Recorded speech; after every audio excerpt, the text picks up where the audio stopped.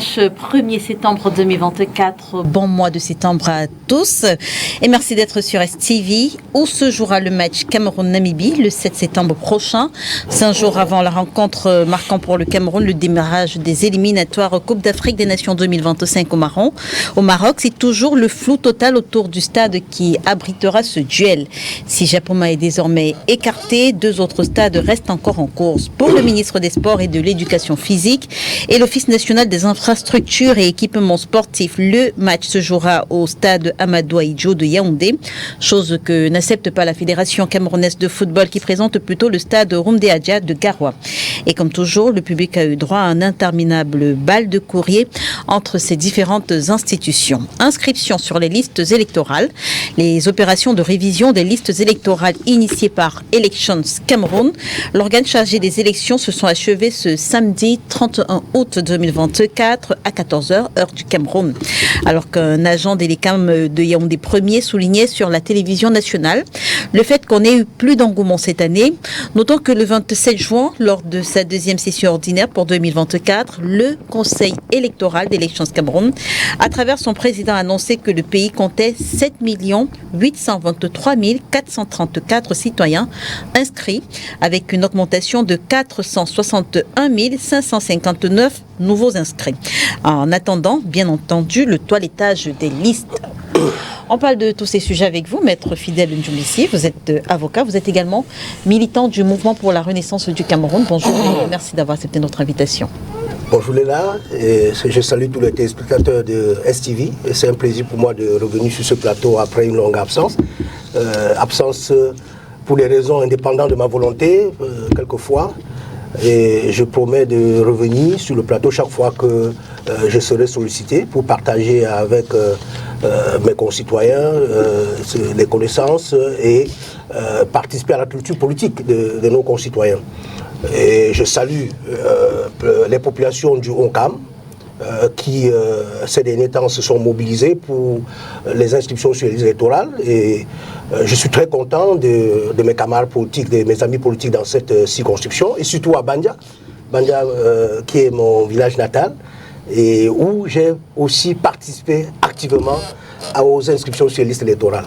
Merci en tout cas d'être avec nous. Est-ce qu'il y a une actualité en particulier qui a retenu votre attention cette semaine, Maître ? Oui, cette semaine, je pense comme actualité ayant retenu l'attention aux décisions rendues par le tribunal criminel spécial récemment concernant l'ancien directeur général de la CRTV, M. Vamouké.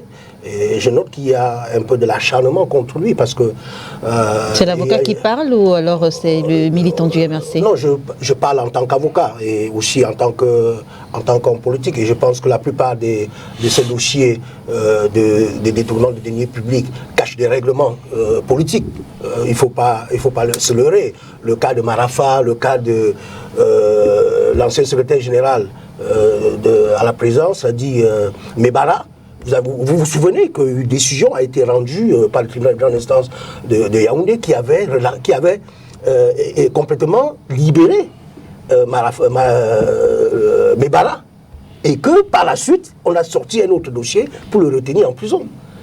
Donc, vous voyez que M. Vamouké était déjà condamné à 12 ans et je pense qu'il a déjà passé près de 8 ans en prison. Et on sort à quoi un autre dossier, on le condamne à 20 ans.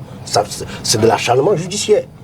Et je pense que ça ne fait pas honneur à notre justice. Parce que dans une démocratie, la justice doit être juste et équitable.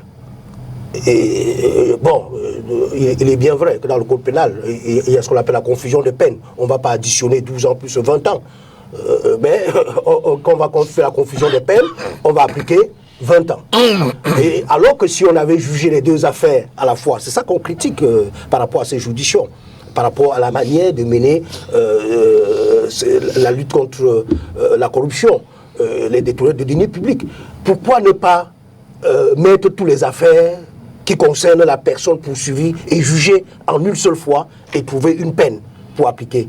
Quand on multiplie les peines, ça ne fait pas honneur à notre justice, ça ne démontre pas qu'il y a vraiment l'état de droit. Et il y a également le cas de Guinée Fa, j'ai été surpris que quelqu'un qui a purgé sa peine déclare à Mondiovision qui remercie le président de la République pour l'avoir libéré alors qu'il a purgé sa peine. La déclaration vient de lui ou bien de ceux qui étaient proches de lui? Même si ça vient de lui ou de ceux qui sont proches de lui, il y a une constance qu'il y a une décision qui l'avait condamné à 15 ans, il a purgé sa peine pendant 15 ans, il est sorti après avoir purgé sa peine. Il n'y a pas lieu à remercier le président de la République. Alors les magistrats du tribunal criminel spécial savent certainement mieux que moi sur quoi ils s'appuient pour rendre les décisions telles qu'ils les rendent. À côté de vous, on reçoit M. Célestin Ndiamène, le président de APAR. Bonjour M. Ndiamène, merci d'avoir accepté notre invitation ce dimanche. Bonjour Léla, bonjour à tous les téléspectateurs de STV. Et nous sommes très ravis de votre coiffure africaine, parce que ça nous honore beaucoup. En tant qu'Africains et même panafricanistes, je crois qu'on devrait encourager tous nos sœurs à se coiffer comme vous.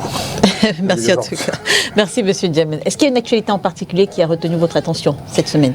Ben, vous savez qu'actuellement nous sommes dans une zone préélectorale. Oui. On parle beaucoup de coalition.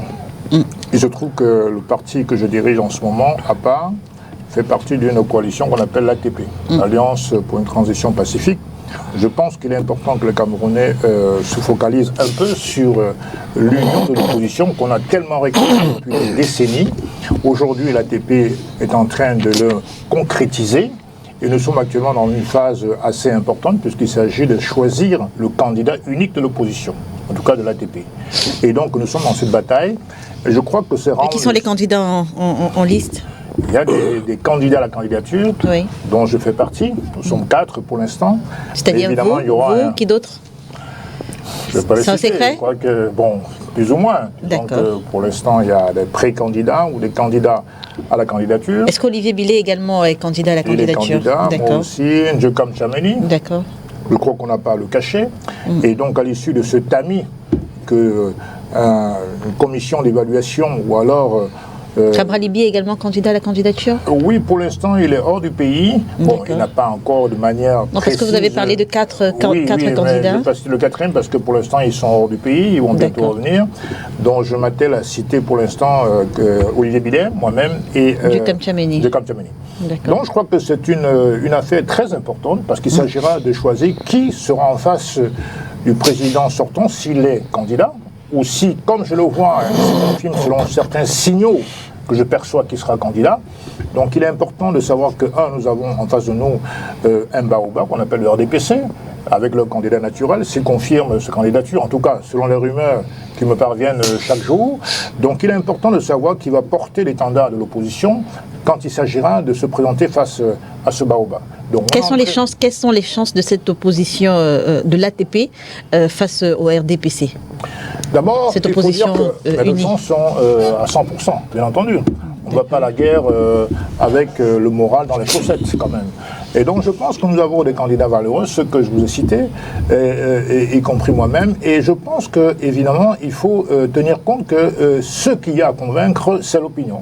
D'abord, par rapport à notre programme, nous avons 12 chantiers dans le programme politique de l'ATP. Nous avons défini un socle commun qu'on appelle le manifeste. C'est un document qui a été publié il y a de cela 1 mois et demi, à Yaoundé, en Kondongo, lors d'une conférence de presse. Je crois même qu'Stevie était là. Et merci d'avoir relayé d'ailleurs cette conférence de presse. Et donc, nos chances sont totales. Je veux dire que nous sommes en démocratie, en tout cas supposé l'être. Donc, on ne peut pas effectivement y aller avec le moral dans les chaussettes. Donc, c'est la raison pour laquelle je dis qu'il faut y croire. Nous sommes dans la bataille et nous avons besoin, nous avons soif de changement. C'est pour ça que je me suis mis dans cette coalition. Et j'invite d'autres partis politiques, peut-être le MRC, il me dira peut-être après, ou le SDF, qui traîne encore des pieds pour prendre le train du rassemblement de l'opposition, parce que c'est ce que veulent les Camerounais. Et ensuite, on ira à la bataille avec nos programmes qu'on va soumettre au jugement des Camerounais. D'accord. Vous avez parlé du MRC et du SDF. Je ne veux pas interroger la cohabitation entre toutes ces formations politiques parce qu'il faut que je présente... C'est tout à fait démocratique. Ils ne sont pas obligés de venir, mais bon... Non, pas le RDPC, ils sont en face de nous. Alors, Maître Georges Teghem, justement, représente le Rassemblement démocratique du peuple camerounais. Il est également avocat. Bonjour, Maître. Merci d'avoir accepté notre invitation ce dimanche. Bonjour, Léla. Merci de m'avoir convié à ce panel. Ça fait un moment quand même. Oui. Je suis content d'être là. Je salue également le panel. Bonjour à vos millions de téléspectateurs. Bonjour à l'équipe technique qui accompagne l'émission. On oublie souvent cette équipe technique. Pourtant, c'est le fruit de l'école de la République. Ce sont des gens qui ont été formés par l'école de la République. Comment vous le savez, maître? Comment vous le savez, la preuve, c'est que tous les jours, nous voyons les émissions. Ce sont des gens qui réussissent à faire vivre une émission tous les dimanches par la qualité de leur formation. Je veux dire, qu'est-ce qui vous fait croire qu'ils ont été formés par... Parce que je pense que l'école camerounaise... Qu'ils ont été formés au Cameroun. Je pense que l'école camerounaise... Vous avez discuté avec les techniciens? Mais il n'y en a pas un qui ne soit pas formé ici. Ça participe de la modernisation de l'école, avec l'approche par la compétence technologique. Oui. Et le ministère de l'Emploi et de la formation professionnelle, ça veut dire qu'on a une école que l'on peut vendre. On a une école dont on peut être fier. Et le RDPC, pays serviteur, qui n'est pas baobab, comme disait le président de APAR tout à l'heure. Le RDPC est un parti humble, qui sert les Camerounais, qui est au service de la République, et qui croit à un projet, à un programme, et qui veut servir et continuer à servir, comme on l'a fait jusqu'ici, à travers les jeunes qui sont formés et qui réussissent à faire vivre des émissions comme celle-ci. Très bien, maître. Est-ce qu'il y a une actualité qui a retenu votre attention cette semaine? Toujours le service des Camerounais, l'eau à Yaoundé. D'accord. Pour moi, il y a l'eau partout à Yaoundé, je suis content. Deuxième service des Camerounais, la pièce d'identité à 10 000 balles, à 10 000 francs. Qu'aujourd'hui, chaque Camerounais peut faire en 24 heures. La carte nationale d'identité en 24 heures. Ça se fait déjà à Yaoundé, ça a commencé. Ah, ça a commencé à Yaoundé. Oui, ça a commencé à Yaoundé déjà. Vous avez déjà payé pour les cartes d'identité, vous remboursez ou vous... Écoutez, moi je pense que la loi, vous êtes avocat pour le savoir, la loi s'applique pour l'avenir. Oui. Donc la loi a une vocation à s'appliquer pour la n'a pas de faire rétroactif. Vous mangez cet argent. Excusez-moi, moi je réponds à une question qui est très simple. La loi a une vocation à s'appliquer pour l'avenir. Lorsqu'on prend une disposition légale, pour dire que la CNI c'est 10 000 francs, c'est à compter du jour où la loi est prise qu'elle produit ses effets. Ceux qui sont sous l'emprise de l'ancienne loi doivent bien comprendre qu'ils doivent vivre sous l'emprise de l'ancienne loi. S'ils souhaitent maintenant être enrôlés à 10 000 francs, ils savent bien ce qu'il leur reste à faire. Payer de nouveau. C'est ce qu'il leur reste à faire, c'est la loi de la République. C'est comme ça, c'est pas inventé au Cameroun. C'est comme ça partout dans le monde. Merci en tout cas, maître Georges Teghem. Vous le savez, c'est toujours un plaisir de vous avoir sur ce plateau à côté de vous. Maître René Roger et Bébé, avocat également. On me dira, j'ai fait un plateau avec les avocats et juristes ce dimanche. Maître René Roger Bébé est avocat militant du Parti camerounais. Vice-président du PCRN. Voilà, vice-président du PCRN. Bonjour maître, merci d'avoir accepté notre invitation. Merci Léla. Alors sur la même question, une actualité en particulier qui a retenu votre attention, non? Oui, c'est essentiellement l'actualité autour du PCRN en 2 points, très rapidement. Le premier point, c'est le livre qu'a sorti le président Cabral Libi, qui s'intitule « Ce que j'ai vu », qui est un manifeste pour la rupture et le progrès. N'est-ce pas? C'est véritablement l'architecture de la nouvelle société camerounaise, telle que nous la voyons, telle que nous voulons la bâtir, si nous accédons aux affaires. Là, c'est la première chose, et j'incite donc, j'appelle tous les militants du PCRN, tous les sympathisants et tous les Camerounais à l'acheter. Aujourd'hui, il coûte 10 000 francs à le lire. C'est une mine d'informations. D'accord. Voilà. La deuxième chose, c'est autour des affaires qui tournent autour du PCRN, des procédures judiciaires. Je voudrais informer ici que vous savez que en mai, à Marois, le juge a interdit le congrès que M. Kona était en train d'organiser pour les 25 et 26 mai. Le juge des référés avait interdit ce congrès en disant clairement que M. Kona Robert n'était pas président du PCRN et que c'est Cabral Libi qui était président. N'est-ce pas? Vous avez vu la décision.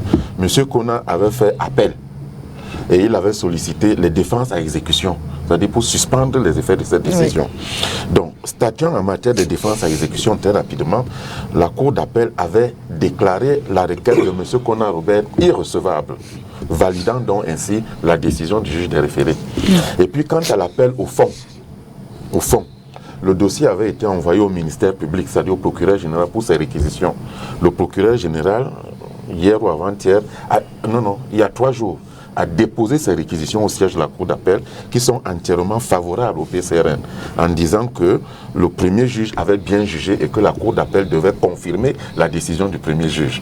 Voilà ce que je tenais à dire. C'est donc pour dire aux militants et sympathisants du PCRN de ne pas se décourager.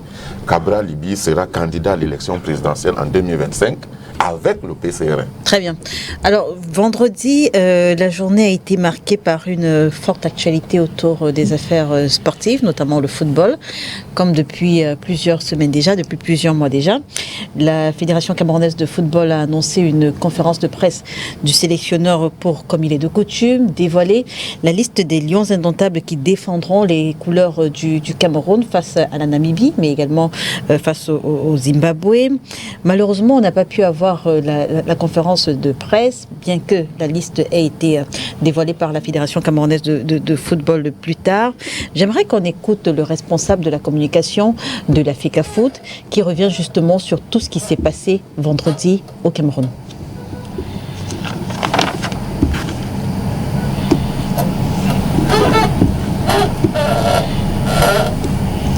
Le 28 août, ce même jour-là, la Fédération camerounaise de football a saisi monsieur l'entraîneur sélectionneur des Lions indomptables par courrier pour lui suggérer d'organiser une conférence de presse ce vendredi pour la communication de la liste des joueurs retenus pour ce rendez-vous. Et ce vendredi, à 10h30, monsieur l'entraîneur sélectionneur des Lions indomptables s'est ramené à la Fédération camerounaise de football sans jamais avoir prévenu la fédération de sa présence. Et vous pouvez comprendre pourquoi vous n'avez pas été informé plus tôt, parce qu'il fallait sa confirmation qui n'est pas arrivée. Il s'est ramené pour, disait-il, la conférence de presse. Il y a eu une séance de travail dans le bureau de monsieur le secrétaire général de la FECAFOOT et de commun accord, il a été décidé que monsieur l'entraîneur sélectionneur des Lions donnerait sa conférence de presse à partir de 12h30 et immédiatement la communication vous a été faite. C'est la raison pour laquelle vous êtes présent ici. Mais malheureusement, à 11h06, monsieur l'entraîneur sélectionneur des Lions indomptables a envoyé un mail à la Fédération camerounaise de football. Le mail dans lequel il précise qu'il s'est présenté à la fédération et qu'il n'y avait pas de disposition pour la conférence de presse et qu'au regard, je le paraphrase, au regard de son état de santé et de la préparation des doubles rendez-vous Cameroun-Namibie et Zimbabwe-Cameroun, il ne peut pas se présenter devant vous en ce jour. Alors, Maître Fidèle Djoubissi, comment est-ce que vous avez vécu les événements de vendredi autour de l'affaire Fédération camerounaise de football, ministère du Sport et de l'Éducation physique, un nouveau palier dans ce conflit qui oppose les deux institutions depuis plusieurs mois déjà? Oui, je pense... Avec l'entrée d'autres acteurs. Oui, ces deux institutions, depuis quelques mois, nous ont habitués à une cacophonie qui est propre au système gouvernant au Cameroun actuel, c'est-à-dire le système RDPC Paul Biya. Et vous voyez que notre football n'a pas besoin de ce désordre-là. Et dans cette affaire, vous pouvez remarquer qu'il y a absence d'arbitrage, parce que c'est deux institutions qui s'affrontent. La FECAFOOT et le MINICEP. Le ministère de Sport est un département ministériel et qui est une institution. La FECAFOOT en est une autre. Et la FECAFOOT, au départ, c'est une association privée, association des clubs, et dont le rôle, au-delà d'être une association privée, est de poursuivre des objectifs d'intérêt général. Et de ce point de vue, ça devient une institution importante du pays qui est sous la tutelle de la FECAFOOT, qui est sous la tutelle du ministère des Sports.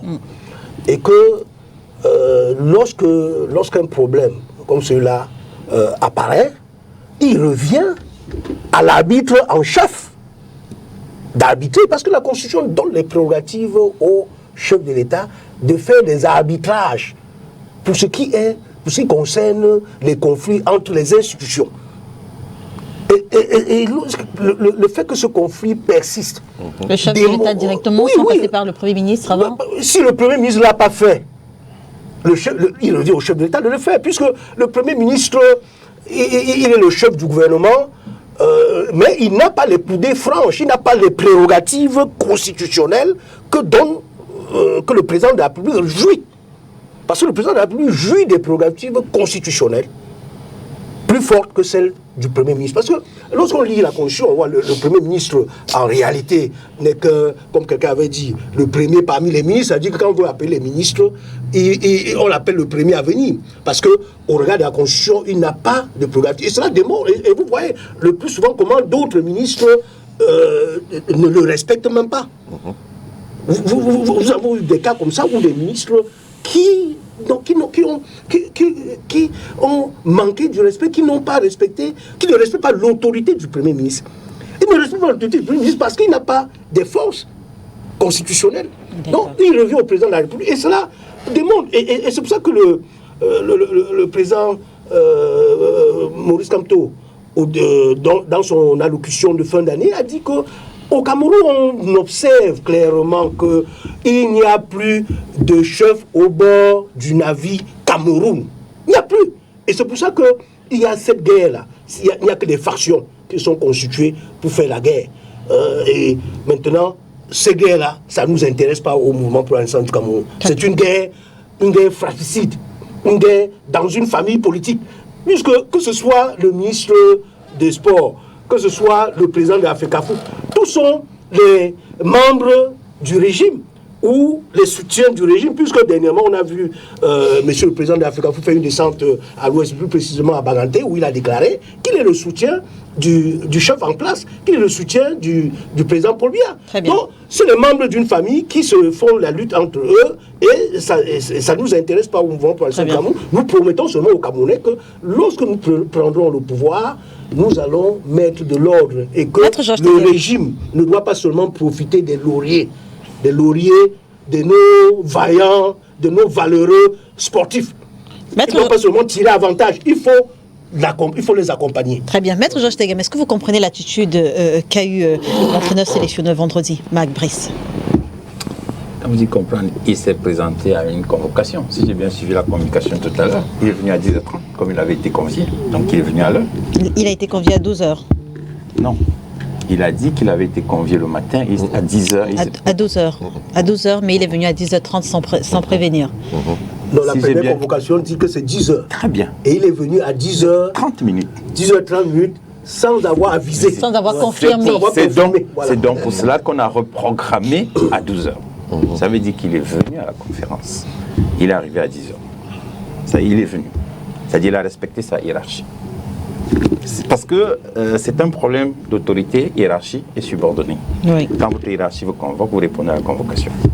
Vous n'avez pas à lui écrire clairement pour dire que vous serez là. Vous répondez à la convocation. Moi, je pense que l'entraîneur, le sélectionneur, a répondu à la convocation. Bien maintenant, tous les commentaires qui vont se faire, notamment de la part du MRC, ou tout à l'heure dit le représentant du PCRN qui disait qu'ils ont un livre à 10 000 francs, alors qu'avec 10 000 francs, on peut s'offrir les pièces d'identité. Bon, tout ça pour nous, c'est des commentaires à côté. Le problème... Le tac, il est bien senti, je crois, au PCRN. Je pense que dans quelques jours, les Lions vont jouer un match. Oui. Le RDPC a fait son choix. C'est le choix des Lions indomptables. Et sur les commentaires du MRC, s'agissant du président de la République qui n'assure pas les arbitrages, monsieur du MRC, le président Biya est très clair. Je désire que les ministres que je nomme soient plus que par le passé responsables. A dit monsieur le président de la République. Il a poursuivi. Le dernier conseil de ministre relève. C'est pour ça que je vous réponds. Le dernier conseil de ministre. Je vais vous répondre. Il a été très clair. Je nomme des ministres pour qu'ils prennent des décisions. Et lorsqu'il y a un arbitrage, il y a des conseils de cabinet. Je le dis, moi, pour avoir été Premier ministre. Il l'a dit de manière très claire. Et contrairement à ce que vous indiquiez, je vais vous faire observer qu'il y a une circulaire du 27 avril 2001, après le gouvernement du 27 avril 2001 qui avait fait partie, le défunt Amadou Ali du ministère de la Défense avait fait la poudrière pour le ministère de la Justice. Il y a une circulaire du 27 avril 2001. Il a été très clair. Il y a des ministres qui partent en vacances à informer le Premier ministre. Il y a des ministres qui se promènent dans la République et effectuent des missions sans informer le Premier ministre. Nous n'en voulons plus. Circulaire du 27 avril 2001, 2 ministres étaient tombés. 2000 2 ministres étaient tombés à cette occasion. 27 avril 2001, je donne les références. Le ministre Kontchou Komeni, qui était ministre des Affaires étrangères, ministre d'État, et le ministre Fouman. C'est Fouman?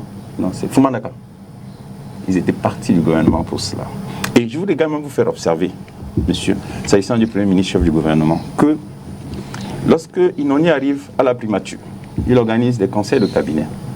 Il y a certains de ses collaborateurs qui, parce qu'ils étaient ses patrons à la présidence de la République en tant que secrétaire général, ne sont pas venus. Le président de la République a instruit. La prochaine fois qu'un ministre ne vient pas, il faudra me signaler. C'est écrit dans le livre du ministre Jean-Marie Mebara Tangana. J'ai envie de vous dire... C'est très clair. J'ai envie Donc, de vous dire, pour vous dire, non, je réponds sur le point où il a dit que le Premier ministre n'a pas de fonction. Pour lui dire non, qu'il n'est pas le Premier ministre. j'ai envie de vous dire, maître, en 2019, lorsque le chef de l'État convoque le grand dialogue national, le Premier ministre prend la parole, justement. Il dit tous les sujets vont être évoqués, on va discuter de tous les sujets. Mais le ministre de l'administration territoriale, on le retrouve sur France 24 quelques temps plus tard, où il dit non, on ne parlera pas de tel sujet et de tel sujet. Et effectivement, c'est la parole du ministre de l'administration territoriale qui a été respectée. Sur ce point, je vais peut-être vous répondre en une phrase. D'accord. Lila, il faut bien comprendre. J'ai suivi le président Macron il y a quelques jours lors de sa visite en Serbie au sujet du gouvernement français. Il a bien dit qu'il y a des questions que vous devez me poser ici, mais il y a des espaces dédiés pour y répondre. Les questions de souveraineté nationale, de nomination d'un Premier ministre, il y a des espaces dédiés au moment important, je communiquerai dessus. C'est vous dire, lorsque quelqu'un est à l'étranger et il communique sur son pays, il faut toujours faire très attention. Parce que la communication qu'on fait en pays étranger, on est toujours dans un espace où on est... C'est un peu comme vous-même, quand vous nous recevez sur votre plateau, ou si vous venez dans mon bureau, c'est pas la même chose. Sur votre plateau, vous avez le confort pour gérer l'émission. Donc, lorsqu'on est en pays étranger, un ministre peut tout à fait s'exprimer en fonction des contingences de l'étranger. Ça, il faut l'intégrer. Toujours est-il que c'est sa parole qui a prévalu. Non, c'est ce que vous dites. C'est ce que le ministre de l'administration territoriale avait dit qui avait prévalu. Non, c'est le Premier ministre du gouvernement qui préside le grand dialogue national. C'était pas le ministre de l'administration territoriale. Mais avec un ordre du jour à lui imposer. Qui lui a imposé? Excusez-moi, quand vous dites à lui imposer, on est déjà en train de changer de sujet. Non, on parle de la fédération, bien sûr. Vous répondiez. Oui, je réponds à votre question. Lorsque vous dites à lui imposer, par qui? J'ai envie de vous dire une chose. Vous croyez que, excusez-moi, le grand dialogue là, tous ceux qui participaient là, vous avez quelle légitimité? Il y a une personne qui a la légitimité, hein. C'est monsieur le président de la République, ensuite les élus. Je pense au maire, c'est un élu, les gens légitimes. Hein. Ce sont eux qui décident dans la République, puisqu'ils ont ce qu'on appelle vox populis, vox dei. C'est-à-dire la voix du peuple, c'est la voix de Dieu. Donc ceux qui n'ont pas la légitimité ne peuvent pas venir dire qu'on va s'asseoir autour d'une table, on prend une décision, on exécute. Non. Pour exécuter, il faut que ceux qui ont la voix du peuple, notamment le Parlement de la République, monsieur le président de la République, valident. Et ce sont cette façon qui peuvent dire, en vertu du pouvoir que nous avons reçu du peuple. Genre, plus précisément, il s'agissait de la question sur la forme de l'État. Où le Premier ministre. Je pense qu'on a déjà changé le sujet. Oui, on a déjà changé le sujet. Restons sur. Je vais répondre sur le Premier ministre. Je voulais vous répondre sur le Premier ministre. Mais je crois que vous voulez prolonger. Vous allez m'amener loin. Maître Dubissi, allez-y. Vous allez m'amener loin. Restons sur le match. Le RDPC que je prends sur ce plateau a fait un choix. C'est le choix des Lions. Que le match se joue dans le Vouri. Que le match se joue à Aqua. Qui se joue au complexe Mateko. Il faut que les Lions gagnent le match. Voilà la position du RDPC. Très bien. Maintenant, nous pensons au RDPC également que la fédération n'a pas de stade. La fédération camerounaise de football n'a pas de stade. Les stades appartiennent à l'État. Et l'État a donné délégation à quelqu'un pour gérer le stade. Notamment l'ONIES, l'Office national des infrastructures et équipements sportifs. C'est lui qui sait quel stade est disponible. Et je voulais également faire observer que l'ONIES travaille avec une série d'administrations, notamment l'Observatoire national des risques. L'Observatoire national des risques est une administration transversale qui travaille avec l'Observatoire national des changements climatiques, avec la direction de la météorologie du ministère des Transports, avec la direction de l'aviation civile, la protection civile du ministère de l'administration territoriale, avec le Labogénie. Lorsque il veut faire jouer un match dans un stade, l'ONIES consulte l'Observatoire national des risques. Et quand l'Observatoire lui dit, le Labogénie lui dit que ce stade serait impraticable, l'ONIES n'est pas obligé de communiquer sur la collaboration que l'ONIES a avec ses administrations partenaires. L'ONIES dit à la fédération, au vu des éléments que nous avons, voici le stade qu'il faut mettre à votre disposition. La fédération n'apprécie pas, parce qu'elle n'a pas de stade. Si elle veut apprécier, elle se retrouve dans l'impasse. Très bien. Elle a, pour notre point de vue, de notre point de vue, l'obligation de collaborer avec cette administration pour obtenir le meilleur. C'est-à-dire que le stade se joue dans le stade, le match se joue dans le stade qui puisse remplir les meilleures conditions. Très bien. Célestin Djamène, stade de Yaoundé, stade à Yaoundé, à Garoua, Roundé à Djer. Est-ce que vous comprenez que pour le choix d'un stade, on assiste à une telle polémique aujourd'hui? Non, il faut être Camerounais pour tenter de comprendre cela. Car pour un étranger, c'est difficile à comprendre. D'abord, je voulais relever quelques contre-vérités qui ont été émises tout à l'heure par Maître Teghem. Premièrement, je dois rappeler que au Cameroun, malheureusement, les élus ne décident pas. En tout cas, plus précisément pour les députés. Vous savez que le Parlement, en tout cas l'Assemblée nationale, est une chambre d'enregistrement, malheureusement au Cameroun. Les élus devraient avoir le pouvoir. Il est clair que dans ce pays, il est très rare qu'il y ait des propositions de loi. Toutes les lois qui sont votées au Cameroun viennent du gouvernement, par des projets de loi. C'est rarement ou quasiment jamais des propositions de loi. Première chose. Deuxièmement, je crois que la position du gouvernement, ce n'est pas que le match soit gagné, c'est quand on joue le match à Yaoundé. C'est ça la position du gouvernement. Il faut bien le rappeler. Bon, maintenant, pour répondre à votre question, je pense qu'il y a une chose qui me semble très claire. Oui. C'est vraiment désolant, voire même affligeant, qu'on en soit arrivé à se disputer le lieu du stade. Déjà qu'on a été la risée du monde quand on a eu à voir 2 staffs techniques se mettre en place au Cameroun. C'est déjà extrêmement grave. Là, on n'a pas atteint le fond, on a dépassé le fond, quelque part, en se disputant sur le stade. Maintenant, la question est très simple. Dans une république, on doit respecter les prérogatives des uns et des autres. Qui a le droit de choisir le lieu où se déroule le match? Ça, c'est la question fondamentale. Est-ce qu'il y a un règlement qui autorise telle ou telle institution de choisir le lieu du match? La réponse est oui, il y a un règlement. Et qui en est le bénéficiaire? C'est la FECAFOOT. Mais est-ce que la FECAFOOT a respecté le canevas pour délocaliser le match de Douala pour Garoua? Oui, d'ailleurs, moi je pense que le fait d'avoir délocalisé le match de Douala à Japoma, c'est un projet, une information complètement fantaisiste. Parce qu'en vérité, on n'a pas construit des stades de luxe uniquement pour la saison sèche. Un stade du XXIe siècle devrait pouvoir être opérationnel aussi bien en saison de pluie qu'en saison sèche. Je ne comprends pas comment au XXIe siècle, on dit qu'on a les meilleurs stades d'Afrique et même voire du monde, n'est-ce pas? L'un des meilleurs stades du monde. Et malheureusement, on dit que l'argument qui est avancé, c'est qu'il pleut. Mais attendez, dans les sables du monde, il pleut, mais on joue des matchs. Il y a des techniques, il y a des technologies qui permettent d'absorber l'eau de pluie. Donc, ceci démontre, s'il fallait encore le préciser, que M. Joseph Antoine Bell a été missionné pour détruire Samuel Eto'o. Ça, c'est ma conviction. Oui, c'est parce que depuis qu'il est là, ses motifs sont plus ou moins fantaisistes, je dirais même carrément fantaisistes. Donc, M. Eto'o en a pris acte, il a donc accepté. Mais pour Garoua, il dit simplement ne pas disposer de suffisamment de temps pour mettre en œuvre le protocole de préparation des rencontres internationales. Non, le stade de Japon. Motif fantaisiste également. Le dernier match qui s'est joué. Non, je veux dire pour Garoua, c'est la raison qu'il avance pour Garoua. Oui, le stade de Garoua, c'est le choix du président FECAFOOT, comme le lui permet les prérogatives, il l'a choisi. Et maintenant, le ministre... Mais est-ce que ce n'est pas un entêtement? Qu'est-ce que vous appelez entêtement? Est-ce que le ministre a le droit de choisir... Bon, l'État, on sait, l'État peut réquisitionner un stade. Tout le territoire camerounais appartient à l'État qui peut préempter ou réquisitionner où il veut, quand il veut. La question n'est pas là. Mais est-ce que le ministre a le droit de se substituer à Samuel Eto'o en tant que président de la FECAFOOT? Est-ce qu'il a le droit d'indiquer le lieu où se jouera le match? La réponse est non. Donc c'est un fait du prince. C'est d'autorité qui se permet de le faire. Parce qu'en vérité, même si l'État doit assurer la sécurité à travers ses gendarmes, ses policiers et ses militaires s'il en a besoin, bon, la FECAFOOT n'a pas de policiers, n'a pas de militaires, n'a pas de gendarmes, c'est vrai aussi. Mais la FECAFOOT a des droits.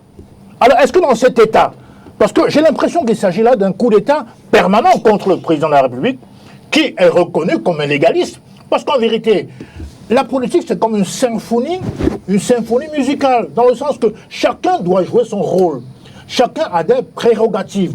La FECAFOOT a ses droits et ses devoirs.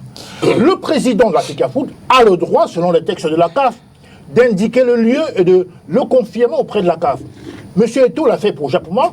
Il a pris acte des motifs fantaisistes avancés par M. Bell. Il a délocalisé à Garoua. Maintenant, le ministre de Force indique que c'est Yaoundé ou rien. Mais ça vient de quelle source? Quelle est la source de droit qui lui permette d'imposer Yaoundé?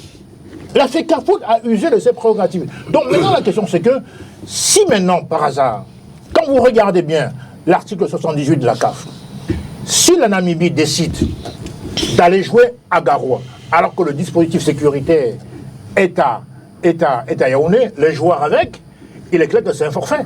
Oui, Et pas seulement un forfait. exact. Nous risquerons d'être privés de compétition pour la prochaine CAN. Mais est-ce que vous avez l'impression que les deux parties en tiennent compte, que ce soit le MINSEP, que ce soit la Fédération camerounaise de football? Il y a malheureusement un bras de fer qui est ridicule. Parce qu'il s'agit de privilégier l'intérêt des lions indomptables. C'est l'intérêt supérieur de la nation qu'il faut privilégier. Mais ils se livrent comme des enfants dans une cour maternelle à un bras de fer complètement ridicule. Et c'est le Cameroun qui en fait les frais. Parce que l'image du Cameroun à l'extérieur est complètement écornée à ce moment-là. Donc moi je suis en train de dire qu'il faut qu'on cesse ce jeu complètement puéril, qui n'honore pas le pays, qui n'honore pas la nation. Monsieur Eto'o est dans ses droits, il applique les textes, il applique les règlements, et c'est de ça qu'il s'agit. Maintenant, si l'État décide de manière plus ou moins, je dirais pas dictatoriale, au moins plus fort, de manière complètement péremptoire, que ça va se jouer à Yaoundé, eh bien, on est en train d'aller vers une défaite sur tapis vert. Et moi, si je suis Namibien, moi, je préférais aller jouer à Garoua, où il n'y aura personne, et gagner mes 3 points sans jouer, que de venir, oui, que de venir à Yaoundé et jouer et risquer de perdre le match. Et c'est ce qu'ils vont faire. Je souhaite même qu'ils le fassent. Parce que s'il faut un choc pour que les gens comprennent, ben, il faut le faire. Il faut que le ministre arrête de ridiculiser le Cameroun. Très bien. Si le ministre, c'est pour respecter les droits de la le République. ministre uniquement, dans ce cas, c'est juste le ministre qui ridiculise le Cameroun. Il faut être deux pour faire un bras de fer. Non, mais c'est le ministre, évidemment, dans le cas d'espace, c'est le ministre, parce qu'il ne reconnaît pas le droit de Samuel Eto'o. Maître René Roger Bébé, quels sont les enjeux derrière cet autre bras de fer, selon vous? Des enjeux. Le président Célestin l'a évoqué tout à l'heure. Les enjeux, c'est que le Cameroun risque gros. Le Cameroun risque gros. Mais Madame Leila, vous voyez, le problème, je veux prendre tout ce que Célestin Djamel a dit. Je suis entièrement d'accord avec lui. Le problème qui se pose ici, moi je ne voudrais même pas qu'on parle en termes de bras de fer. Parce que quand on parle de bras de fer, c'est comme si Samuel Eto'o allait à la bagarre avec le ministre. Or, Samuel Eto'o est dans ses droits, dans son couloir. Et c'est le ministre qui vient avec l'intention ou bien la décision ferme d'arracher ses prérogatives. Parce que si on parle de bras de fer, c'est qu'on les renvoie dos à dos en quelque sorte. C'est-à-dire le voleur et le propriétaire, l'usurpateur et le propriétaire. Vous comprenez? Et ce n'est pas possible. Les textes existent, madame. Le Cameroun est-il dans un état de droit, oui ou non, Georges Teghem? Nous sommes un état de droit, oui ou non? Je crois que c'est oui, tout au moins en théorie. Et que disent les textes de la CAF? Que disent les textes de la CAF, le règlement de la CAN, et qui organise également la compétition des éliminatoires en vue de la CAN 2025. Article 16, alinéa 2 ou 7.2, je crois, on vous dit que la fédération qui reçoit le match, peut décider de faire jouer ce match soit au stade de la capitale de son pays, soit dans un autre stade d'une autre ville. Et on dit bien la fédération haute. Est-ce que c'est le ministre qui est la fédération de football au Cameroun, M. Georges Teghem? Il ne parle plus. Vous voulez que je vous réponde? Non, il n'a pas la parole. Donc, je n'ai pas la parole. Évidemment, c'est pas le ministre. donc c'est pour dire que, je vous dis le texte, je récite le texte. Oui. Vous allez entendre des gens, des haineux, des malveillants, vous dire que non, l'État est debout, il y a un État au Cameroun, il faut respecter l'État. Ce n'est pas de ça qu'il s'agit, Léla. Il s'agit de toute autre chose. Il s'agit de respecter l'État de droit. L'État de droit, c'est quoi? C'est la primauté de la règle de droit. Et voilà ce que la règle de droit dit. Le président de la fédération choisit le stade sur lequel il fait jouer le match. S'il décide de le faire jouer, en choisissant le match, en choisissant le stade sur lequel le match se joue, je pense qu'il doit s'entretenir au préalable avec l'ONIES, qui est justement s'occupe de ces infrastructures. Oui. Il doit s'entretenir également avec l'entraîneur sélectionneur, qui s'occupe, on va dire, au quotidien des Lions indomptables. Commençons par l'entraîneur. Oui. D'abord, je ne sais pas s'il y a un texte qui le dit. Je ne sais pas. Mais la pratique voudrait quand même qu'il discute. Oui. L'avis de l'entraîneur sélectionneur ne s'impose pas à la CAF. On est d'accord là-dessus? Oui. Léla. Il peut demander l'avis de l'entraîneur, mais sans qu'il soit lié par l'avis de l'entraîneur. Il a demandé à l'entraîneur ou pas. Il y a eu échange, puisque l'entraîneur a émis un vœu. Oui, de jouer tous ces matchs à Yaoundé. Voilà. Mais je vous rappelle donc que depuis que Eto'o est là, les Lions A ont déjà joué, je crois, 13 matchs. 13. Sur les 13, 9 se sont joués à Yaoundé. 9. 3 à Japoma à Douala et 1 à Rumde Adja à Garoua. 9 à Yaoundé. Donc si celui-ci se joue à Yaoundé, ça va faire 10 sur 14. On a 2 stades à Douala, homologués par la CAF. On a un stade à Garoua, homologué par la CAF. Et je crois qu'on a un autre stade à Bafoussam, Oui. homologué par la CAF. Non, la CAF a homologué 4 stades, oui. Le stade Kouékan. Mais la CAN s'est jouée là-bas. Il est là. Oui. Voilà. 4 stades, oui. Donc, il y a eu échange entre le sélectionneur et la fédération. La fédération, après avoir écouté, a décidé. Maintenant, revenons donc, vous parlez de l'ONIES. Oui. C'est très intéressant. La fédération a voulu que le match se joue à Douala. Oui. L'ONIES a dit que le match ne peut pas se jouer à Douala pour des tas de raisons que vous avez... L'ONIES a d'abord donné son accord de principe. Oui, avant. Oui.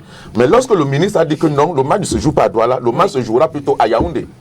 L'ONIES, Il a suivi. c'est là où l'ONIES s'est rappelé qu'il y avait toutes ces institutions qui travaillaient avec lui, n'est-ce pas? Et aller recueillir leur avis pour décider donc que non, le match ne peut plus se jouer à Douala parce qu'il pleuvra à Douala le 7. Ça, on va en être sûr. D'ailleurs. Parce qu'il pleuvra à Douala le 7. Bon, ok. Eto'o donc, en légaliste, Eto'o est trop sage. Il les pousse toujours à la faute. Eto'o dit d'accord, mais puisque vous dites que Douala ne peut pas supporter le match, il pleut. Mais la pluviométrie de Douala est exactement la même pluviométrie à Yaoundé. Comme j'ai donc le choix de faire jouer le match à Yaoundé ou ailleurs, je décide donc de faire jouer le match là où il n'y a pas de problème. Or, à ce moment-là, l'ONIES n'avait pas dit qu'il y avait un problème à Garoua. L'ONIES avait dit à la FECAFOOT, vous pouvez faire jouer le match dans d'autres stades. Mais moi, je vous suggère même mieux Yaoundé, là où le ministre avait désigné. Eto'o dit donc, ok, Yaoundé, il y a aussi des risques de pluie. Je vais donc jouer à Garoua, où il n'y a aucun problème. Premier avantage, il n'y a aucun problème de pluie à Garoua. Deuxièmement, Garoua est un stade homologué par la CAF. Sauf qu'il y a des travaux de réflexion qui ont été... Qui sont purement imaginaires, Léla. Pensez-vous, Léla, que la CAF aurait pu valider cette décision de la FECAFOOT sans s'assurer que le match peut se jouer à Garoua? Vous pensez vraiment? Avec les missions d'inspection qui précèdent la tenue des matchs? Troisièmement, comme l'exige le règlement de la CAF, Oui. la FECAFOOT a informé sa fédération, la fédération namibienne, de ce que le match ne se jouera pas à la capitale. Je voudrais qu'il se joue à Garoua, à plus de 200 km de Yaoundé. D'accord? Et puis le protocole a été mis en place et il a été respecté par la CAF. Au point où les Namibiens ont marqué leur accord pour Garoua. Tout ce que la CAF avait à faire, c'était d'accepter. Le match se jouera donc à Garoua dans la stricte légalité. Ah, vous en avez la certitude? Mais oui, la CAF ne peut pas se dédier, madame. La CAF ne peut pas violer ses règlements. La CAF ne peut pas violer ses règlements, Léla. Donc vous êtes certain que le match se jouera à Garoua? Est-ce que vous savez, oui, nous sommes dans un état de légalité trouvé au Cameroun. Et lorsque oui, ça c'est une expression utilisée par les grands constitutionnels français, la légalité trouée. Et lorsque cela nous vient de ceux-là même qui sont chargés de faire respecter la règle de droit, ça veut dire avec le président Jamel que nous sommes descendus plus bas que terre. Très bien. Et je termine. Oui. Et pour mieux argumenter mon propos, est-ce que vous savez que la réunion que le ministre de l'administration territoriale du sport, Moué Kombi, agrégé de droit, a convoqué dans son bureau pour préparer le match contre la Namibie? Est-ce que vous savez que ce n'est pas dans ses prérogatives, selon les règlements même de la CAF? Bien sûr. Et selon même la convention signée entre la Fédération camerounaise de football et le MINSEP. La convention de 2014? Oui.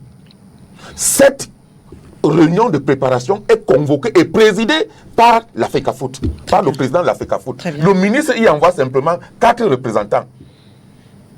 Et vous demandez à Eto'o, vous demandez pourquoi Eto'o fait le bras de fer avec l'État. Où est l'État là? Très bien. Nous sommes face à un gangstérisme qu'il faut dévaliser, qu'il faut mettre à nu. Et c'est ce que Eto'o s'emploie à faire. Pour ce deuxième tour de table, j'aimerais qu'on parte avec Maître Georges Tegem. Maître, quelle serait la symbolique pour le MINSEP et même pour le gouvernement camerounais si ce match venait à se jouer le 7, parce qu'on est dans un jeu de hasard.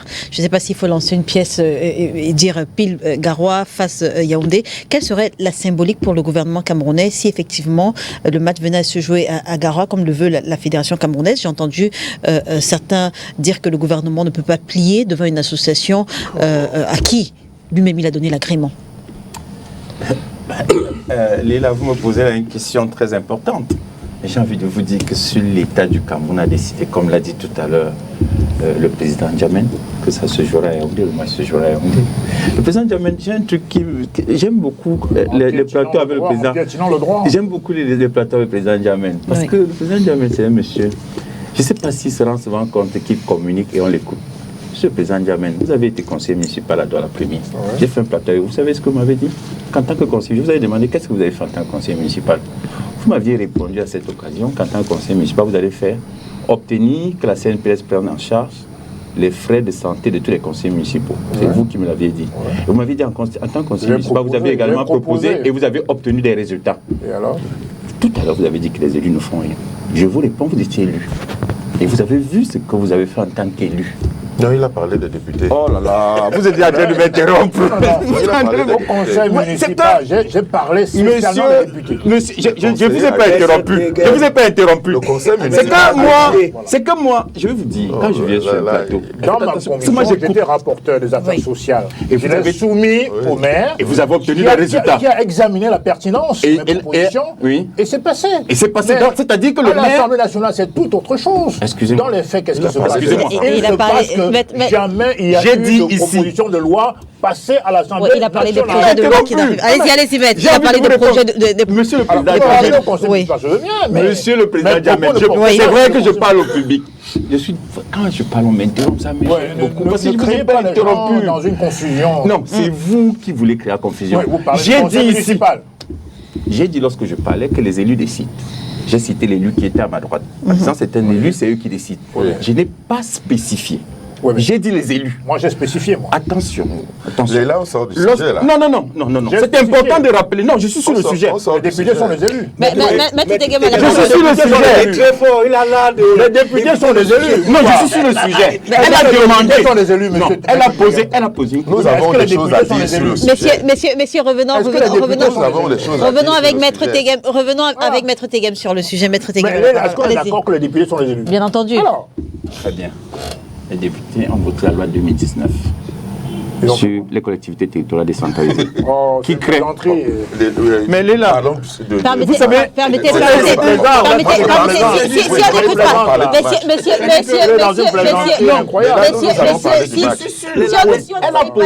si on n'essaye pas d'écouter, Maître Georges Tegem, on ne saura pas où il veut en venir. Non, je veux dire, on ne saura pas où il veut en venir. Permettez, allez-y, maître, allez-y. Quand vous êtes en difficulté, vous essayez de... Allez-y, maître, allez-y. Allez-y, maître. Président Djamène. Je ne suis dans aucune difficulté. Dites-nous, vous. Au Cameroun n'ont pas la main. C'est une évidence. Merci, monsieur Djamène. Dites-nous, vous voulez en venir, maître Georges Tegem. Quand j'étais au SIF, on a fait une proposition de loi d'amendement sur la loi antiterroriste, qui a été votée en 2014. Ça n'est jamais passé. Nous avons fait une proposition de loi à l'époque sur la reconnaissance de la double nationalité qui n'a jamais passé. Et même au sein du RDPC, ça ne passe pas. Très bien. Seul le projet de loi passe. Très bien. Depuis toujours. Maître Georges Tegem, revenons au football. Allez-y, vous avez la parole. C'est une vérité. Monsieur le président Djamène. On parle de la symbolique pour le gouvernement camerounais. De monsieur le président de la République. Oui. Élu de la nation toute entière. Oui. Dont les élus décident. C'est ce que je voulais faire observer. Deux cios. Monsieur le président de la République est élu de la nation. Oui. Il a délégué dans le domaine du sport un pouvoir au ministre des Sports. Lorsque le ministre des Sports dit qu'un match se jouera à Yaoundé, il est l'élu de la nation par délégation de signature.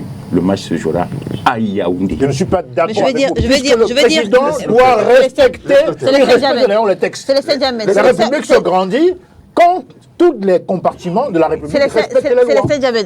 Maître Georges Tegem, Monsieur le président Djamène. Toujours vous. Mais- C'est vous qui m'aidez sur ce plateau. Non, Maître Georges de vous, Tegem. parce que vous m'avez beaucoup aidé. Maître Mais Georges c'est que Tegem, non, finis je de veux répondre, dire, monsieur. permettez que je vous relance comme je Oui. l'ai fait avec les autres, mais est-ce Oui. au gouvernement camerounais, est-ce au ministre des Sports de dire effectivement que le match doit se jouer à Exactement. à Il a Yaoundé? répondu tout à l'heure.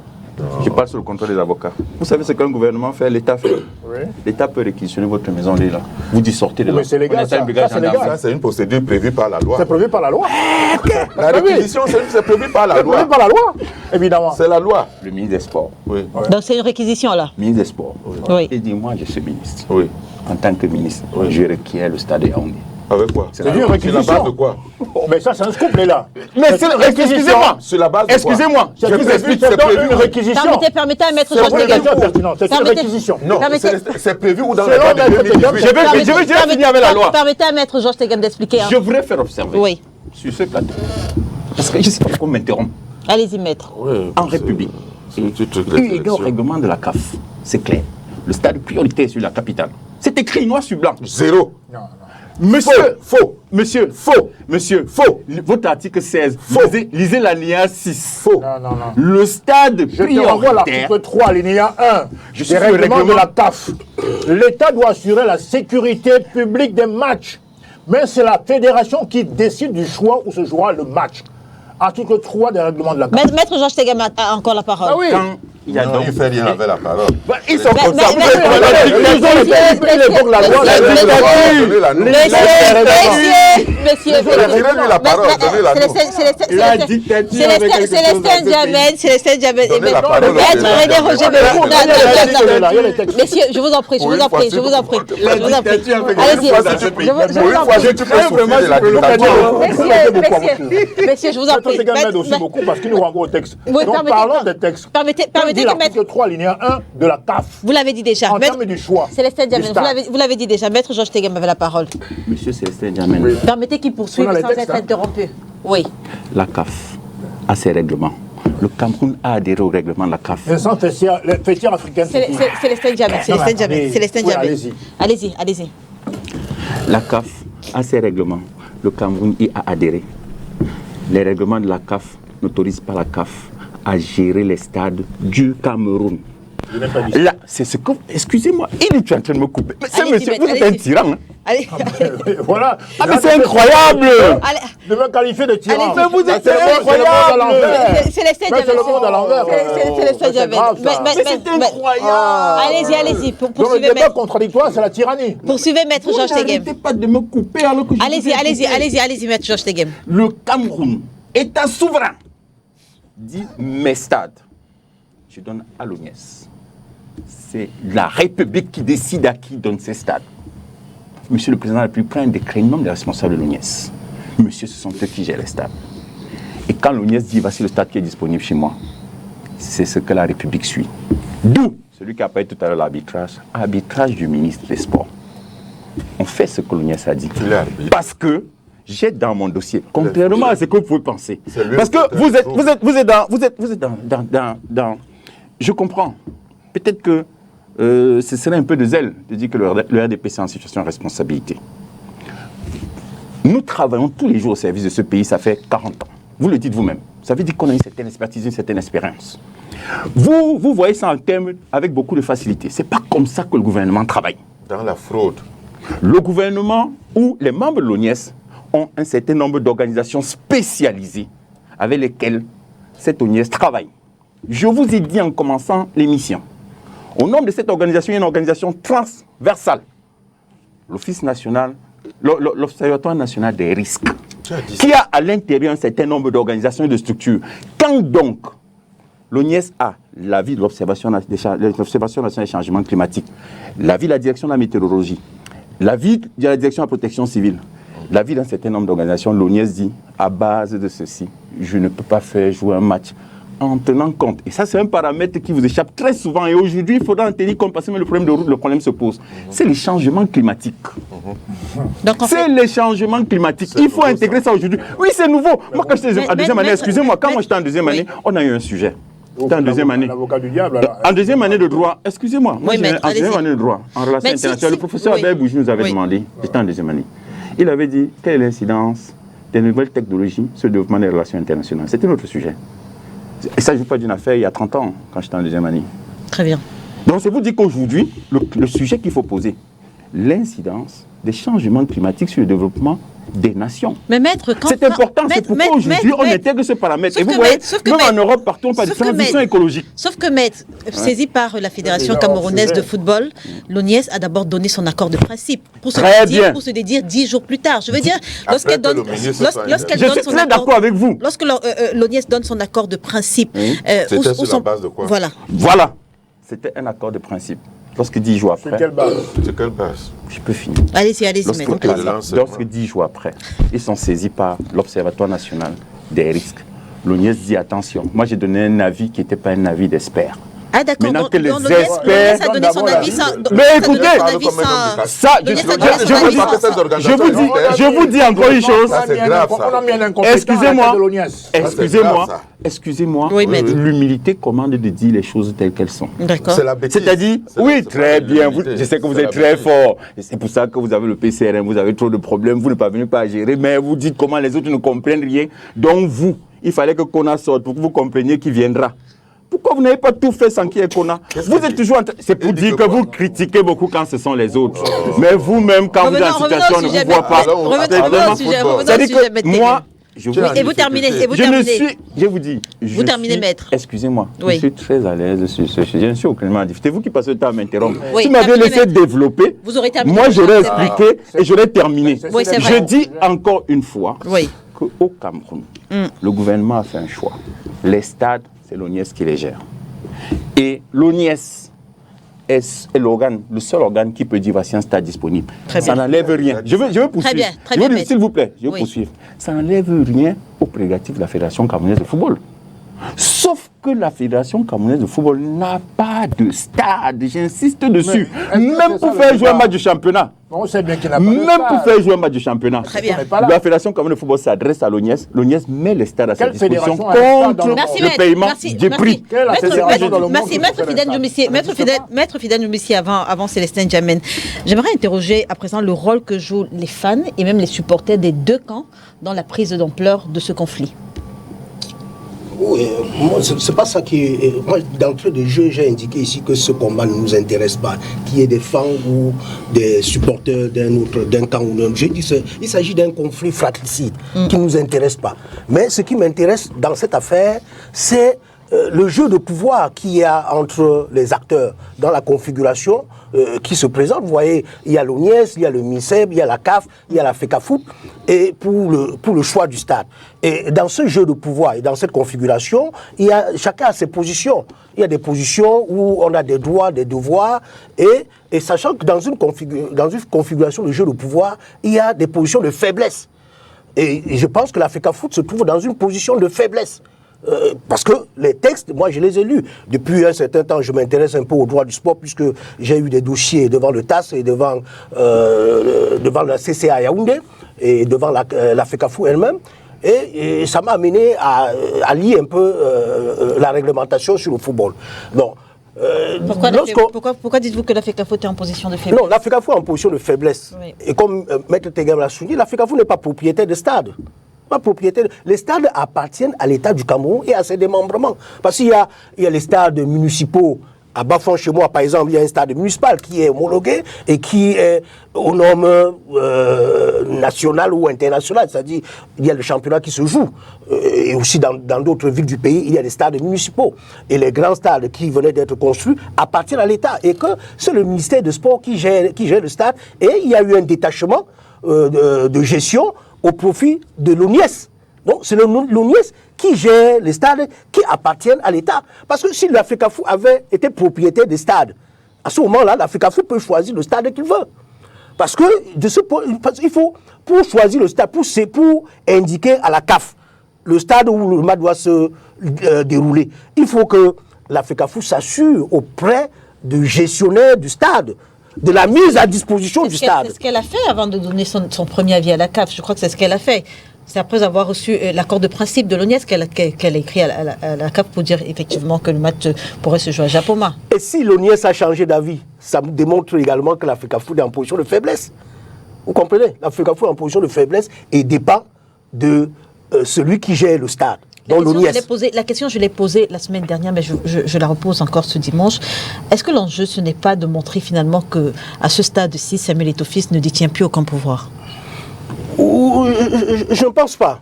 Je ne pense pas que, puisqu'il est président, il est investi des prérogatives liées à ses fonctions. Il a dû plier devant le choix de l'entraîneur. Aujourd'hui encore, si on suit le raisonnement de Maître Etegem, il pliera certainement pour ce qui est du choix du stade où se jouera le match du 7 septembre. Parce qu'il est dans une position de faiblesse, comme j'ai indiqué, et devrait coopérer. Parce que dans ce genre de position, il faut plutôt coopérer et faire à ce que le climat soit sain. Si le climat est sain, il peut y avoir coopération, il peut y avoir collaboration.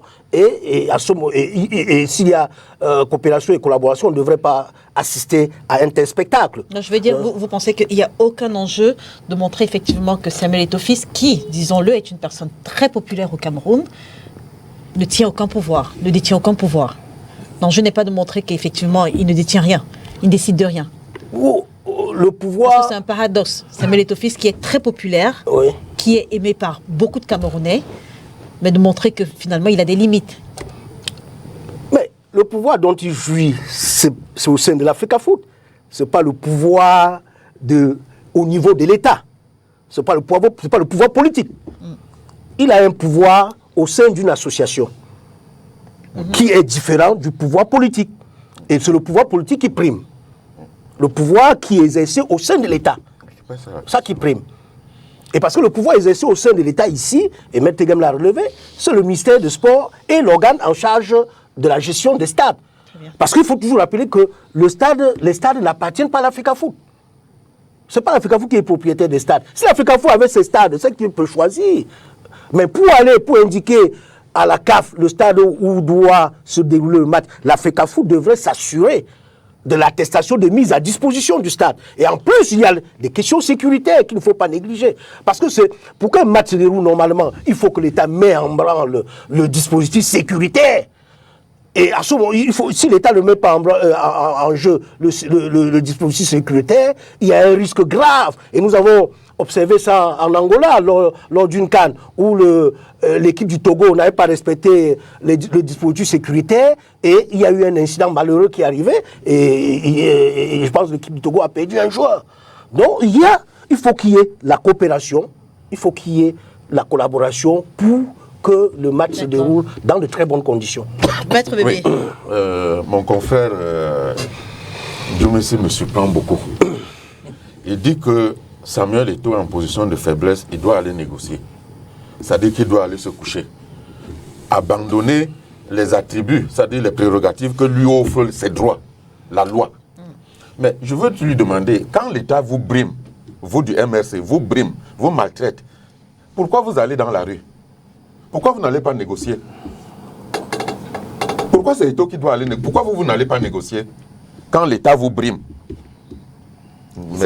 Non. C'est une question de position. Non, laisse.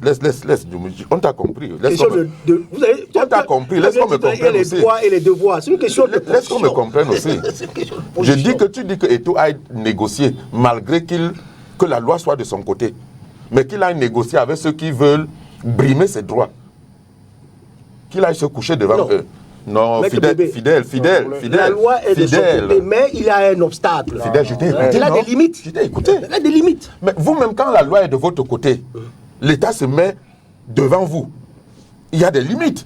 Vous ne pouvez plus exercer vos droits. C'est la même chose, non, le c'est pas la même chose. C'est pas la même chose. Ah bon? C'est pas la même chose. Ok. L'autre chose que je voulais dire. Oui. Parce que la faiblesse de Eto'o ici, c'est qu'il faut sorte pas d'ici. Il doit se référer d'abord à l'ONIS pour avoir l'attestation de mise à disposition. Pour qu'on ne sorte pas Avant d'ici avec des malentendus. Mon confrère Georges Tegem a parlé de la réquisition. Oui. Je voudrais qu'on ne participe pas, que votre plateau ne participe pas à abrutir les Camerounais, à les désinformer, à la zombification globale des Camerounais. Si vous prenez la loi de 2008, bon, je la cite de mémoire, qui organise les attributions des chefs de circonscription administrative, vous trouverez la réquisition là-dedans. On vous dit dans les attributions du préfet qu'il peut requérir les biens et les personnes en cas de nécessité. Oui. Là, la réquisition est prévue par la loi. Ouais. Loi de 2008. Quand vous prenez la loi de 2018, ou le décret de 2014, ou la convention, où est la réquisition là-dedans? Il vous dit que le ministre peut requérir que le match sur quelle base légale? Non, on peut pas requérir un bien qui appartient à l'État. La deuxième chose que je voudrais dire, toujours sur le plan de la loi, il a dit, Maître Tegem, représentant du RDPC ici et porte-parole du MINSEP, Non. a dit, de facto, ok, j'ajoute de facto. Non. Non. Bon. Ne représente pas le ministère. Ok. A dit que l'État a cédé une parcelle de ses prérogatives à la FECAFOOT pour jouer, à la FECAFOOT, pour gérer le football. Et peut donc les reprendre, peut faire ce qu'il veut. Je dis non. Nous avons tous ensemble ici en commun le fait que nous appartenons à une même profession, nous sommes des avocats. Et on sait qu'il y a un principe qui dit que l'on est libre de se lier, mais on n'est pas libre de se délier. Donc, l'État s'est lié avec la FECAFOOT. Les instruments juridiques existent. Il y a la loi, il y a la convention. L'État s'est lié. L'État ne peut pas se délier n'importe comment. Maître Georges Tegem, n'abutissons pas les Camerounais. Disons la vérité aux Camerounais. Madame, vous parlez de l'ONIES. Bon, moi je ne veux pas prendre l'ONIES qui dit une chose le matin, dit une chose à 14h et à 18h se reprend. Je ne veux pas parler de cette ONIES-là. Vous dites que l'ONIES, mais quelle crédibilité voulez-vous que nous, ici, ou la CAF, accorde à cette ONIES? L'ONIES dit le stade est bon.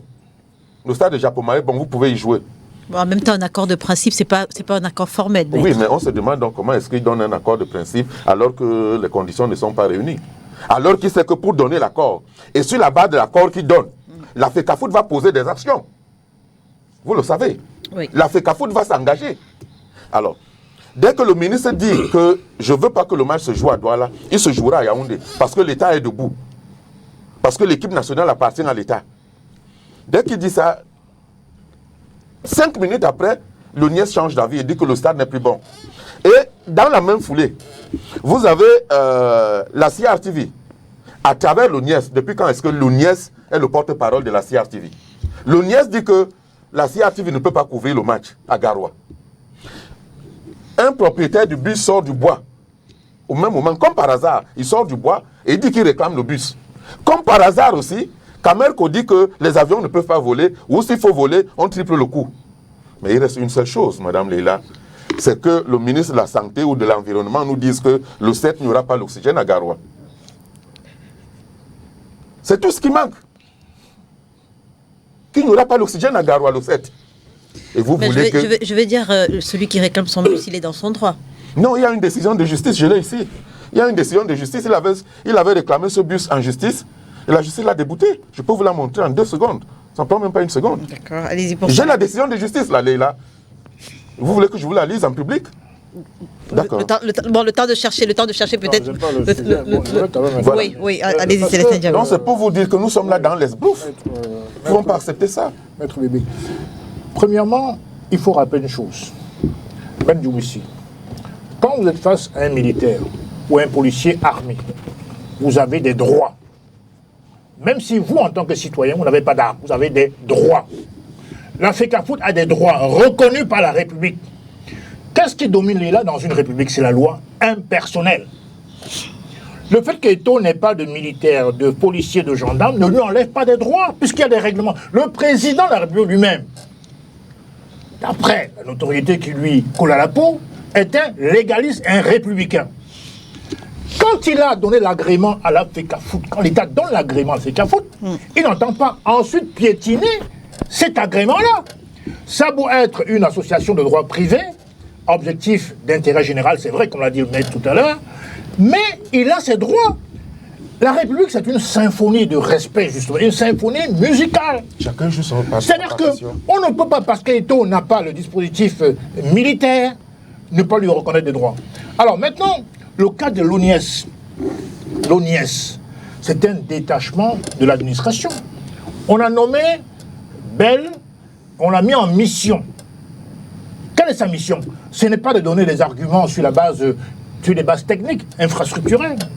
Sa mission, c'est de torpiller l'action, et j'assume mes propos, de Samuel Eto'o. Moi aussi, je laisse. Voilà ma position. Voilà ma position. Maintenant, mais ce n'est pas la mission. l'exemple le plus patent, c'est qu'on ne peut pas donner un avis de principe, même de principe, le 10, et puis 10 jours après, sans aucune raison technique, sous prétexte qu'il pleut, alors qu'on savait bien qu'il pleuvrait au mois d'août, au mois de septembre, dire que ce n'est plus possible. Et on le fait après intervention du MINSEP, qui n'est pas la hiérarchie de la FECAFOOT.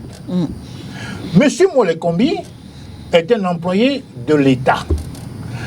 L'État est incarné, l'État qui est vous, qui est moi, vous et moi, tout le monde ici, est incarné par le mandataire, c'est-à-dire le président de la République qui a reçu un mandat qui est élu. On délègue donc au ministre le rôle d'assurer un département ministériel. Parce que ce n'est pas pour marcher sur les plateformes d'autres associations dans le pays. Donc la question qui se pose, qui est fondamentale, quelle est la nécessité impérieuse de jouer à Yaoundé alors que la FECAFOOT a décidé, selon ses droits, de faire jouer le match à Garoua? Qu'on réponde à cette question. Parce que le ministre, comme il dit, le Cameroun est un État. Mais il ne dit pas, le Cameroun est un État de droit. Moi, je pense que le Cameroun est un État de droit. Ça veut dire qu'on est un État de droit, ça veut dire qu'il y a des textes, il y a des organisations qui ont des prérogatives, des autonomies juridiques qu'on doit respecter. Alors, quand il dit c'est l'autorité de l'État, je veux bien. Mais l'État s'honore justement en respectant les droits des citoyens et des organisations. Ce qui n'est pas appliqué à la FECAFOOT. Donc par conséquent, je considère que cette histoire est une histoire au-delà des intrigues qu'on peut révéler ici ou là, qui rend ridicule l'image d'un grand pays de football, en tout cas comme le Cameroun. J'aimerais qu'on prenne, ce n'est pas supportable. J'aimerais qu'on prenne les réactions des Camerounais sur cette polémique, que ce soit du stade Garoua, Japoma, Yaoundé. Et puis on revient ici, on fait un dernier tour de table et on sort de ce sujet. On prend les réactions des Camerounais. La vraie question, qui est pour Garoua ou bien qui est pour Yaoundé? Parce que je pense que tout ça c'est le Cameroun. Et lorsqu'on dit tout ça c'est le Cameroun, il faudrait laisser chacun faire son travail. Je pense que notre président de la FECAFOOT, Samuel Eto'o, il a des arguments convaincants pour choisir tel type de stade ou tel stade pour une certaine rencontre.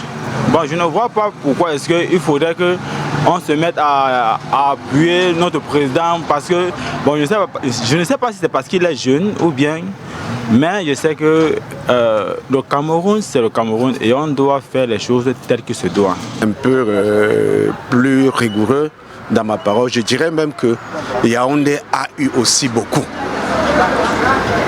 Qu'on donne la chance aux autres régions de savourer aussi avec les Lions. Parce que tout ne doit pas seulement se concentrer à Yaoundé, hein, ou à Douala.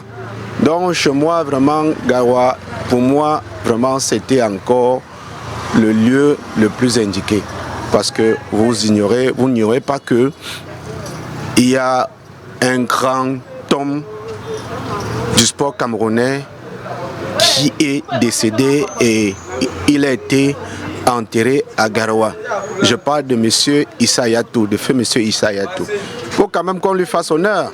Hein? En jouant ce match, je crois que c'est une façon aussi de lui remercier pour l'ensemble de son œuvre. C'est Garoua. Ah bon? Pourquoi est-ce que vous choisissez Garoua? Mais parce que c'est le président d'Africa qui doit normalement choisir le stade. C'est pas au ministère de choisir le stade où les Lions doivent jouer. Je pense que le président de l'AfricaFoot a assez de maturité ou a assez d'expérience pour connaître ce qu'il vaut pour l'équipe nationale. Donc quand on prend une décision assemblée, les gens de Douala étaient au courant que le match devait se dérouler à Japoma. Et aujourd'hui on nous dit que c'est à Garoua. Donc moi je pense que c'est au gouvernement de mettre les choses en place, soit sur le ministère, soit sur l'AfricaFoot. Pour le choix de stade, il y a une polémique qui existe. Vraiment c'est lamentable pour le Cameroun qu'à l'heure d'aujourd'hui, on est en train de discuter où c'est le stade de Yaoundé ou c'est Garoua. Vraiment c'est inadmissible dans un pays où règnent des sportifs de renom. Où est-ce qu'on voit un ministre d'aller s'impliquer dans le choix d'un stade? La fédération aussi, ils ne peuvent pas s'entendre. Il faut quand même une cohésion FECAFOOT, MINSEP pour le choix d'un stade. Ça ne nous honore pas ces discussions comme des enfants de la maternelle. C'est une ville historique, c'est une belle ville du Cameroun. il fait qu'on pas jouer qu'à Garoua. Yaoundé là, donc Garoua est plus mieux. En tout cas, il n'y a pas de Garoua est plus mieux. La fédération et le ministère devraient juste s'entendre parce que moi je pense que l'intérêt suprême c'est le Cameroun en fait. Et je pense que normalement les deux devraient s'asseoir, essayer de causer, voir ce qui ne marche pas et tout simplement essayer de remettre les pendules à l'heure. Ça c'est mon avis. Maintenant en ce qui concerne le choix du stade, moi je crois que c'est une guerre d'ego en fait entre les deux structures. Personne ne veut se laisser, personne ne veut comprendre en fait. Chacun veut monter les muscles à l'autre et ça ne sert à rien. Et ça ne sert pas, non seulement pas à l'intérêt des Camerounais, mais ça ne nous grandit pas aussi. Alors, en 1 minute, Maître Georges Teghem, j'aimerais qu'on parle du silence des Lions indomptables, les joueurs. Est-ce que vous pensez que les joueurs cadres devraient prendre la parole à ce stade? Non, les joueurs, leur rôle c'est jouer. Ils n'ont pas à se mêler des problèmes administratifs. Leur rôle c'est jouer, c'est toujours ce qui se passe, même dans les grands clubs. Les joueurs, généralement, ils ne sont pas les problèmes administratifs, ça ne les regarde pas. Leur rôle c'est jouer. Et comme je vous ai dit en commençant l'émission, c'est justement le choix du RDP, c'est celui des joueurs de l'équipe nationale que le Cameroun gagne le match qui se joue n'importe où. Je voudrais, pour être complet sur le sujet, faire observer ici que le RDPC n'est pas membre de la Fédération camerounaise de football, n'a pas à se mêler de ce qui s'y passe. Nous ne faisons pas d'observation au président de la Fédération camerounaise de football. Au contraire, allez-y rapidement, Maître. Au contraire, c'est un monsieur pour qui, au RDPC, on a beaucoup de respect, monsieur le président de la Fédération camerounaise de football, pour la qualité du travail. Il a suscité des vocations dans ce pays, notamment des jeunes qui ont joué au foot parce qu'ils l'ont vu jouer. Et même moi, il a participé, je le confesse ici humblement, à ma formation, à une bonne compréhension du milieu du football, lorsqu'il disait notamment qu'il ne comprend pas pourquoi des joueurs acceptent en club, c'est qu'il n'accepte pas en sélection. J'ai cherché à comprendre pourquoi il le disait. Et ça a participé à ma formation. Bien maintenant, un homme n'est jamais complet, mais moi j'apprends tous les jours. Moi je lui recommande, ça c'est humblement, qu'il lise la circulaire du 27 avril 2001 pour voir un peu la hiérarchie dans l'État, qui se rapproche des hommes comme Jean Lambert Nam, qui ont écrit sur la FECAFOOT et qui était secrétaire général et qui a dit qu'un jour, Iya Mohamed lui a dit « mais je savais que tu étais bête, mais je ne passe pas jusqu'à ce point ». Il a confessé lui-même qu'il était un villageois et que Iya Mohamed lui a permis de comprendre comment ça marche. Je lui recommande également de se rapprocher des hommes comme Samson Enam. Il est à Yaoundé, il était préfet du Foundi, il avait un gouverneur, le président de la République l'a promis ministre de l'administration territoriale et son gouverneur a décidé de ne pas le respecter. Le président de la République a pris la décision qui s'impose, l'éliminant simplement le gouverneur. Donc moi je pense qu'il doit travailler un peu ces histoires de hiérarchie, se rapprocher un peu de ceux qui ont eu affaire à la hiérarchie pour essayer de comprendre. C'est pour sa culture et pour sa formation. Pour le reste, merci, le RDPC n'a rien à voir. Et pour vous, le match se jouera à Yaoundé, bien entendu? Non, mais l'État a décidé, le ministre a décidé, c'est tout. C'est les Saint-Germain. J'aimerais avec vous qu'on parle justement du silence des autres membres du gouvernement, notamment le ministre de l'Administration, qui est toujours prompt à parler de troubles à l'ordre public. Est-ce que cette affaire n'est pas un trouble à l'ordre public?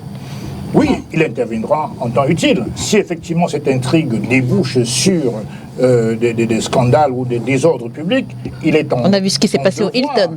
Non, mais puisque pour l'instant, le ministre des Sports parle, dont il y a une espèce de principe qui est la solidarité gouvernementale, dont il s'en abstient.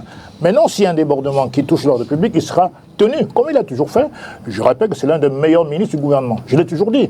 La nouvelle opposition s'enrichit à dire que quand un ministre travaille bien, il faut le dire. Je ne dirais pas autant pour l'ensemble du gouvernement, mais j'ai toujours cité, quand je suis intervenu sur les lieux publics, qu'il y a des bons ministres. Il faut le dire, il faut avoir le courage de le dire. J'ai toujours cité Betty Assomon, ministre de la Défense, M. Bakangele, qui est assimilé au gouvernement, et M. Atangadji. Qu'est-ce qu'il fait pour l'Atangadji? C'est ma position depuis toujours. Maintenant, un bon ministre. C'est un ministre qui ne regarde pas les idéologies, qui essaie de résoudre en temps opportun, dans une certaine promptitude, les problèmes des Camerounais. Qu'il s'agisse de la CNI, qu'il s'agisse des comportements des militaires. Vous savez que sur les questions de titres fonciers, sur les questions de détournement, de spoliation de titres fonciers, il y a eu des interventions de certains ministres. Qu'est-ce qu'il en est de son émission dans le fonctionnement de certaines formations politiques? Pardon? Qu'est-ce qu'il en est de son émission dans le fonctionnement de certaines formations politiques? En ce moment, là, c'est un grand débat. En ce qui concerne le PCRN, laissons la justice vraiment décider. Comme l'a dit, il y a eu avec le CVP et la justice qui a... Oui, mais la justice est saisie. Oui. Elle est saisie, elle va se prononcer. Elle s'est déjà prononcée en partie. Je crois qu'elle continuera de le faire. Je souhaite qu'elle soit vraiment indépendante pour le coup. Parce qu'effectivement, on a vu les vidéos où M. Kona Robert disait qu'il passe le relais. Moi, j'ai vu cette vidéo à M. Cabral-Libé. Donc, pour moi, maintenant, les magistrats savent... C'est cet aspect émission dans le fonctionnement des partis politiques que j'aimerais vous interpeller. Oui, mais reste un bon ministre. Oui. D'abord, je rappelle que le MINAT, c'est la tutelle des partis politiques. Et que même quand il y a une modification, une simple virgule dans les statuts, on doit en informer le MINAT. Bon, maintenant, est-ce que l'interprétation qu'en fait le ministre de l'administration territoriale concernant M. Robert Kona, qui se revendique encore président exécutif, en tout cas du PCRN, et effectivement la paternité de Cabral-Libé lors d'un congrès à Guidigis, comment est-ce que le MINAT l'a interprété? Donc lui, il reçoit les informations sur les décisions internes des partis. Il enregistre. Il tient compte de ce qui a été déclaré officiellement. Bon, là, apparemment, il y a polémique, en tout cas, la justice est saisie, sur à qui appartient. Donc il peut se tromper dans... La justice est censée être indépendante, donc elle dira si, effectivement, le PCRN... C'est le cas pour le CPP. Pareil, et justement, la justice s'est prononcée. Et Kaola a gagné. Et je ne peux pas présumer de la suite de l'affaire, de la fin de l'affaire, en ce qui concerne le PCRN, entre Robert Kona, je ne peux pas présumer. Et le cas de CPP, vous faites bien de le mentionner, Kawala a in fine gagné. Même l'UPC, oui. Donc voilà, je ne suis pas fini. Oui. Alors tout à l'heure, vous avez parlé de fanatisme et de support, de supporters. Oui, le rôle qui joue. La question aujourd'hui, en une minute, ça n'est pas une question de supporter ou d'être fanatique. C'est une question de savoir si on perdra les 3 points ou pas. C'est la question fondamentale.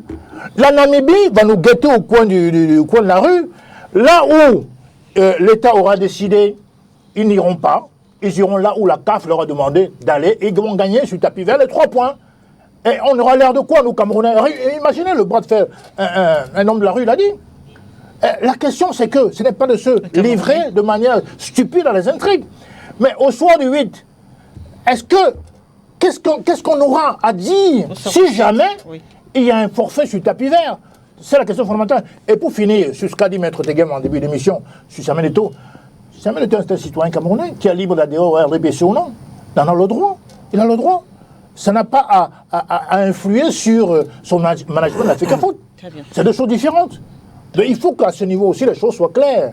Monsieur Eto'o est camerounais, il a le droit d'adhérer dans le parti de son choix. Alors, Maître Fidèle Ndioumbé, à ce stade, qui pourrait, je veux dire, entreprendre et même faire la médiation entre ces 2 institutions, le MINSEP et la Fédération camerounaise de football? Parce que voilà, vous l'avez dit vous-même, le président de la République semble n'être pas au courant de tout ce qui se passe. Oui, avant de répondre, je voudrais dire à Maître Bébé que s'agissant de l'exercice des droits, des libertés reconnus aux partis politiques, qu'est le mouvement pour l'essence du Cameroun, chaque fois nous avons accompli les préalables. Et nous avons toujours fait la demande, c'est-à-dire fait la déclaration de manifestations publiques ou de réunions publiques.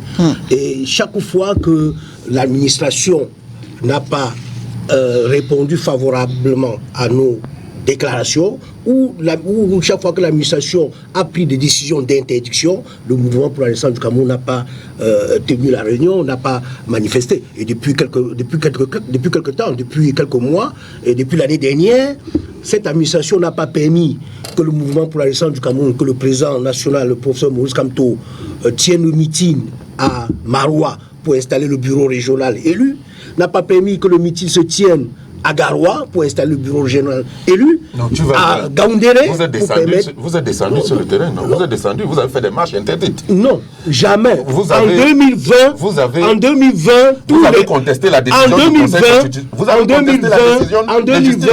En 2020, toutes les sous-préfectures sur le territoire du Cameroun ont reçu la déclaration de manifestation du mouvement pour la naissance du Cameroun. Et aucun sous-préfet n'a pris une décision pour interdire. On vous a arrêté pourquoi? Si le ministre de l'administration territoriale a pris une décision pour interdire, pour dire qu'il ne doit pas avoir marge, le ministre de l'administration territoriale n'est pas investi de ses prérogatives. Pourquoi vous avez contesté une décision de justice donc? Toute décision de justice peut être contestable. Eto'o, lui, doit pas contester. En tant qu'avocat, toute décision de justice est contestable. Dans la rue? Toute décision de justice est contestable. Dans la rue? Dans les voies normales. C'est ce que vous avez fait? Non, messieurs, revenons au football, messieurs, revenons au football. La question que je posais, c'est la médiation aujourd'hui. La médiation doit être faite par l'autorité compétente, l'autorité qui est en charge de gérer tous les pouvoirs du Cameroun et qui a déjà concentré tous les pouvoirs entre ses mains, et parce qu'il a concentré le pouvoir entre ses mains, et maintenant qui n'a plus de force, qui n'a plus de capacité pour exercer ce pouvoir, on doit vivre toujours ce genre de cacophonie. Maître René Roger Bébé, quelqu'un a parlé d'escalade. J'aimerais interroger. Sur quoi est-ce que tout ceci pourrait déboucher? Je veux dire, chaque jour, on a un nouvel événement qui vient s'ajouter à ce conflit entre le MINSEP et on a même de nouveaux acteurs qui rejoignent la bataille chaque jour. Sur quoi est-ce que ça pourrait déboucher? On sort de ce sujet avec vous. Autour de cette affaire, qui tourne autour du match de la Namibie, le secrétaire général, la présidente de la République, a adressé un courrier au ministre des Sports, lui demandant de prendre toutes les dispositions avec toutes les parties prenantes, la FECAFOOT, le sélectionneur, l'ONIES et tout, pour que le match se déroule bien. Et qu'on lui rende compte pour la haute et complète information du chef de l'État. Ça veut dire quoi? Et là, je vais répondre à Fidèle. Ça veut dire donc que si la République fonctionne bien, le secrétaire général est au courant de tout ce qui se passe et qu'il en informe le chef de l'État. Est-ce que vous avez donc vu le chef de l'État un jour désapprouver Samuel Eto'o dans ce qu'il fait? On vous dit que la République est debout, il faut que l'État soit debout et tout et tout. Vous avez vu le chef de l'État faire une sortie ou donner des instructions pour qu'on mette fin à l'action d'Eto'o? Pas du tout. Pourquoi? Parce qu'il est légaliste. Et pourquoi je le dis, madame? Parce que tout est parti de quoi? Du discours prononcé le chef de l'État le 10 février. Où le chef de l'État a dit qu'il faut qu'on mette de l'ordre dans le sport. Quand le chef de l'État disait mettre de l'ordre, qu'est-ce qu'il voulait dire par là? Il n'a pas demandé de violer la loi. Exactement. Il voulait tout simplement dire de laisser la fédération jouer son jeu, que chaque acteur joue son rôle. C'est ce que le chef de l'État voulait dire. Mais les gens qui étaient en embuscade... Je veux dire que c'est une interprétation, c'est votre interprétation. Vous allez donc me dire la vôtre, ou celle de quelqu'un d'autre qui peut nous prouver ici que le chef de l'État a voulu demander au ministre de violer la loi. Parce que nous sommes là dans la violation de la loi. Vous comprenez? Donc les gens qui étaient en embuscade, parce que Eto'o avait licencié l'entraîneur qui leur plaisait. Les gens qui étaient en embuscade, parce que Eto'o avait mis fin au trafic de conteneurs qui entraient au Cameroun sous la bannière de la FECAFOOT, alors que ces marchandises n'avaient rien à voir avec la FECAFOOT. Les gens qui étaient en embuscade, parce que les subventions de l'État allaient dans les poches de dirigeants de clubs. Tous ces gens-là ont créé un syndicat pour se liguer contre Eto'o. C'est de ça qu'Eto'o est victime aujourd'hui. Et je rebondis donc sur la question que vous avez posée à Fidèle, pour lui demander qu'est-ce qui se cache derrière tout ça. Est-ce qu'il n'est pas question de casser Eto'o? Mais c'est de ça qu'il est question. Je ne vois pas pourquoi Fidèle tournait en rond. Sans te couper la parole, autour je dirais que on a omis quelque chose de très important. L'attitude de Marc Brice, l'entraîneur sélectionneur. Vous saviez que M. Eto'o avait nommé pour assurer l'intérim de Marc Brice, M. Tungu Pile. Exact. Dans un esprit d'apaisement. À Yaoundé. Exact. Il a reconnu Marc Brice pour apaiser les tensions. Comme entraîneur. Exact. Aujourd'hui, monsieur l'entraîneur Marc Brice se comporte comme un vrai délinquant. Exact. Et sous l'association de malfaiteurs avec Mole Kombi, le ministre, que je respecte, ce n'est pas possible qu'un entraîneur au Cameroun vienne s'afficher comme un être aussi irrévérencieux. Est-ce qu'on ferait ça en Belgique? Est-ce qu'il pourrait faire ça à la fédération belge? On sort de ce sujet. Il faut que les Africains soient respectés. Pour dire avec Georges que les textes qui citent là, auxquels il renvoie Eto'o, à savoir sur la solidarité gouvernementale. La solidarité gouvernementale ne renvoie pas à l'appartenance à un gang de malfaiteurs. C'est pas un gang de malfaiteurs. Pourquoi je le dis encore? On sort de ce sujet. Oui, sortons. L'État a confié la gestion du sport, du mouvement de football au Cameroun à la FECAFOOT. C'est le règlement. Regardez toutes les FECAFOOT, qui est le problème? Regardez toutes les fédérations, madame. Est-ce qu'il y a la paix dans ces fédérations-là? C'est le même ministre qui est là-bas partout. Il n'y a pas un ministre au volleyball, un ministre au karaté, un ministre au football, un ministre au volley. C'est le même ministre. Très bien. Merci, maître. C'est le même ministre. Juste une phrase. Non. Si tu reprends la parole, je vais la reprendre. Non, c'est juste une phrase. Si tu reprends la parole, je vais dire que l'État... C'était une minute, maître René Roger Bébé. Non, ils ne nous font pas de cadeau. Je ne peux pas lui faire un cadeau. J'ai fait à Célestin tout à l'heure. Bon, prends 30 secondes. Et je termine avec, parce que je veux dire que, avec Célestin, je veux dire que nous avons... Et je rappelle que Marc Brice n'a pas tenu de conférence de presse. Messieurs. Il n'a pas tenu de conférence de presse. On l'a dit. Matéga m'a dit le contraire. Oui, s'il te plaît, on l'a dit déjà. Je dis que... Il n'a pas tenu de conférence de presse. Messieurs. Je dis que le plus mauvais ministre que nous avons au Cameroun actuellement, exact, c'est M. Atangandji. Non, plus mauvais ministre. D'abord, non, il vient légèrement après Atangandji. Moi, le combi vient après Atangandji. On ne peut pas dire ça, puisque on est dans le domaine du sport. Messieurs, le débat. D'une harmonisation du sport, le ministre, comme tu l'as dit, maître, doit respecter tous les autres fédérations. Le débat, ce n'est pas le débat n'est pas sur les bons et les mauvais ministres, messieurs. Oui, je veux juste sortir. Non, le débat, on ne peut pas avoir un ministre. Le ministre qui a rabaissé la fonction ministérielle au Cameroun, c'est M. Atangandji. Avec la vente des œufs, avec l'envoi des pitons, avec la bouche des femmes qui sentent. Maître René Roger Bébé, le débat. Messieurs, les affirmations accessoires. Dans le fond, il faut savoir. Je ne veux pas entrer dans son ingérence dans les fonctionnements. Messieurs, Célestin Djemène et Maître René Roger Bébé. Je vous rappelle alors tous les deux. Le ministre.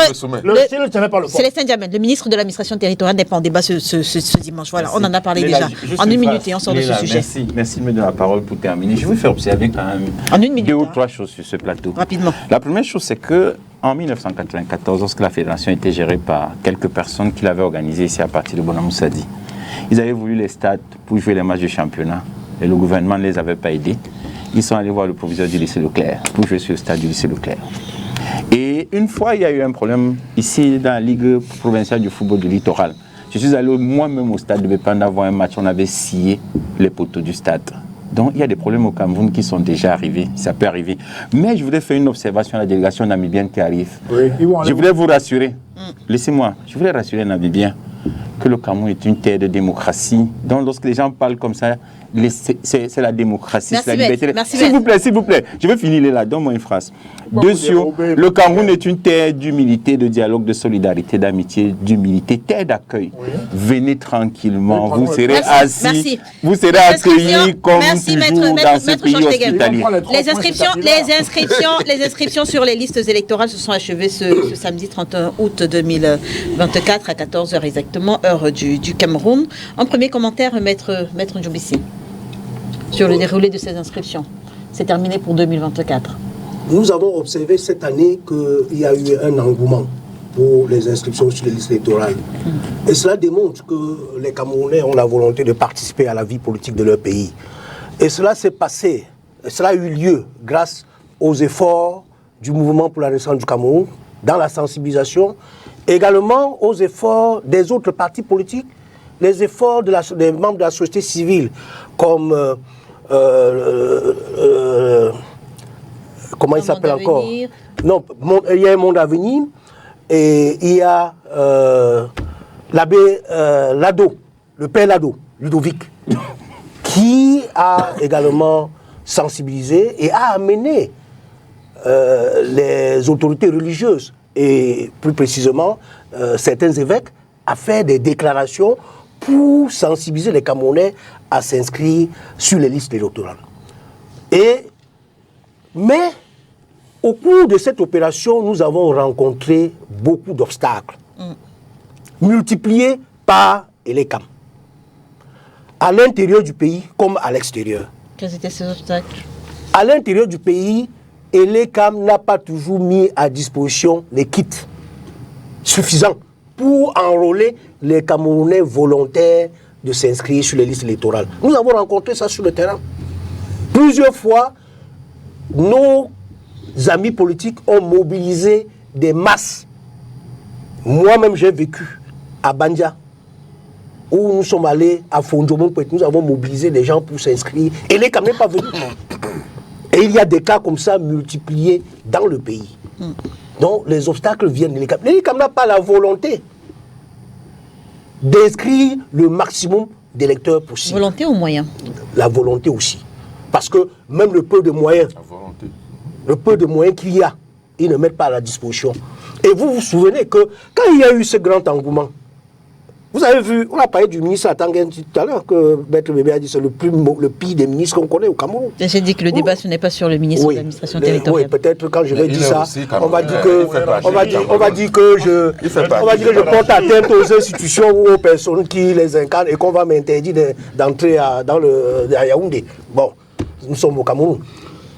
Le ministre Atangandi a fait une conférence ayant vu l'engouement pour parler de harcèlement. Il a dit qu'on harcèle les gens à s'inscrire. Est-ce qu'il y a eu harcèlement? Quand nos camarades ont fait des descentes dans les marchés, dans les quartiers, pour mobiliser les électeurs à s'inscrire, il a parlé de harcèlement. Est-ce que quand un ministre parle de harcèlement, est-ce que là, il est en train de faciliter les inscriptions? Très bien. Il y a également, à l'extérieur, à l'étranger, dans la diaspora, vous vous souvenez que de janvier à avril, il n'y a pas eu des inscriptions dans la diaspora. C'est en avril. Donc on a perdu janvier, février, mars, avril. Donc, à l'étranger, on n'a eu que 3 mois pour inscrire les électeurs sur les listes électorales. Et en plus, la sincérité des chiffres. Tout à l'heure, vous avez dit que récemment, en juin, le directeur général de l'ECAM a annoncé qu'il y a eu 7 823 434 inscrits. 7 823 000. Oui, nouveaux inscrits, 461 559. 461 000 nouveaux inscrits. Au regard de l'engouement qu'on a observé dans le pays, là, vous pensez que 461 000, là, c'est vrai? Donc, il y a la sincérité qu'il faut interroger sur les chiffres. Parce que nous soupçonnons l'ECAM de dissimuler les chiffres, de dissimuler les inscriptions.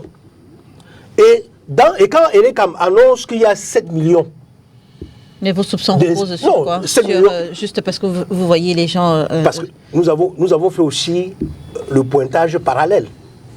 Et nous attendons la publication des listes. Oui, effectivement, il faut attendre la publication officielle. Et cette publication doit être nationale. Ça ne doit pas être par commune, comme l'ECAM veut laisser entendre. Célestin Djamène, votre parti était également sur le terrain. Quels sont, selon vous, les obstacles que l'ECAM a enregistrés dans l'enrôlement d'un plus grand nombre de citoyens? D'abord, je tiens à féliciter mon départemental du Fondi, M. Giscard Chimie, qui a fait un travail d'orfèvre pour essayer, pour la dernière journée d'hier, de ramener des centaines de Camerounais à s'inscrire sur les listes électorales. Donc, je ne suis pas contre les élections, bien au contraire, nous encourageons les Camerounais à s'inscrire sur les listes électorales, même si j'aimais parfois, après, de mobiliser les gens pour aller voter. Parce que près de la moitié des gens qui s'inscrivent ne votent pas. Donc, il y a une poche, une niche qu'il faut exploiter. Il ne faut pas simplement s'arc-bouter sur les inscriptions, qui est dans son principe, qui sont très bien dans le principe, mais qui, in fine, si les gens ne vont pas se mobiliser pour voter, ça ne sert à rien. Maintenant, je voulais quand même rappeler une chose qui me semble très importante. En 2 secondes, sur le ministre Atangandji, c'est un ministre qui a son style. Il est chargé de l'ordre public dans ce pays. Quand on parle de harcèlement des citoyens camerounais qui vont s'inscrire, il est en train de dire ceci. Quand on voit des mégaphones devant votre immeuble, devant votre habitation, pour réveiller les citoyens, d'aller s'inscrire. Aller s'inscrire, c'est bien dans le principe. Mais je veux dire, les citoyens ont quand même besoin d'une certaine liberté pour aller s'inscrire. Les partis politiques font leur rôle, mais pas au point d'aller dresser les mégaphones devant des maisons. Est-ce qu'on a des citoyens qui se sont plaints, qui ont porté plainte, par exemple? Mais ils vont pas venir sur le plateau pour se plaindre. Mais on a vu des gens avec des mégaphones devant des maisons. Ça, ce n'est pas normal. Si je suis en train de me reposer ou bien de prendre mon petit café, j'ai pas envie d'entendre des sons de mégaphones devant mon domicile. Ça, c'est la nuisance sonore. Et c'est pas bien. Donc il attire l'attention. Non pas pour qu'on ne s'inscrive pas, bien au contraire, puisque la preuve... C'est un paradoxe de parler de harcèlement dans un pays où le fichier électoral est... Dans ce cas précis, avec un mégaphone, ça peut ressembler... Le fichier électoral est longtemps resté bloqué à 6 millions d'inscrits. Alors là, c'est un autre volet. C'est un autre volet dans le sens qu'effectivement, quand on parle de 7 800 000 inscrits, on n'est pas très loin des chiffres de 2018. 2018, on était à 6 millions, justement. On n'a pas passé le cap des Donc 6 ça millions pose un d'inscrits. problème. Oui. Et justement, ça veut dire que, il y a autre problème. comme l'a dit maître, déjà à 7 millions. En 2012, on c'est est à ce que 7 millions là, ça a plutôt régressé. C'est exactement ce que je suis en train de dire. Expliquer. Et c'est exactement ce que je suis en train de dire. C'est-à-dire que le combat prioritaire, ce n'est pas tellement les inscriptions, c'est le code électoral. C'est ça le vrai combat. Parce que quand ils vont faire le toilettage, le nettoyage, on est parti peut-être sur 10 millions d'inscrits, mais on va ramener, sous prétexte de toilettage, à 7 800 000. Ça pose un vrai problème. Dans le combat prioritaire, je l'ai toujours dit depuis 2017, c'est la réforme du code électoral. Tenez un exemple très facile, très simple, Léla.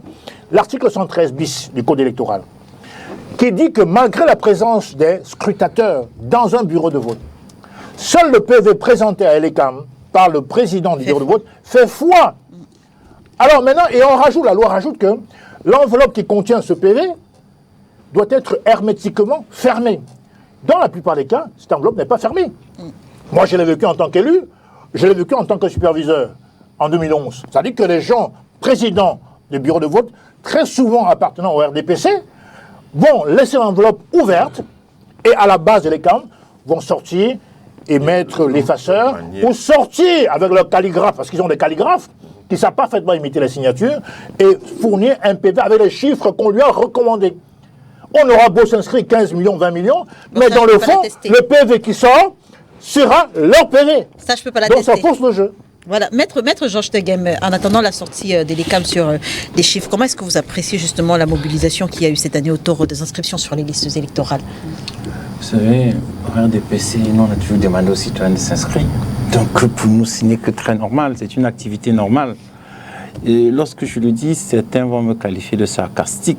Nous constatons que ceux qui, avant, disaient qu'il ne faut pas y aller parce qu'aujourd'hui, ils nous rejoignent. Hormis peut-être le PCRN qui a toujours demandé aux citoyens de s'inscrire. Les autres, aujourd'hui, les gens du MRC, ils ont toujours dit ça ne sert à rien. Aujourd'hui, ils demandent d'aller s'inscrire. Nous sommes heureux qu'ils nous trouvent. Mais je vous veux quand même faire une observation. C'est que vous avez dit un truc là tout à l'heure, Léla. Je trouve quand même assez extraordinaire. Et sur les plateaux, on en parle normalement. Je me demande alors le rôle des partis politiques sur la formation des masses, c'est quoi? C'est que M. Ndiamel vient de dire qu'on aille devant les concessions avec des haut-parleurs et crier. C'est de la sorcellerie politique. Léla, c'est grave. Mais ils disent ça, ils trouvent ça normal. C'est très grave. Dans un État moderne Quand le commerçant fait ça, vous faites quoi? Parce que les commerçants font aussi ça. Maître Georges Teghem, avec le mégaphone pour la publicité. Cher confrère. Commerçant ambulant, tu veux dire? Commerçant ambulant. Ambulant, tu marches. C'est différent.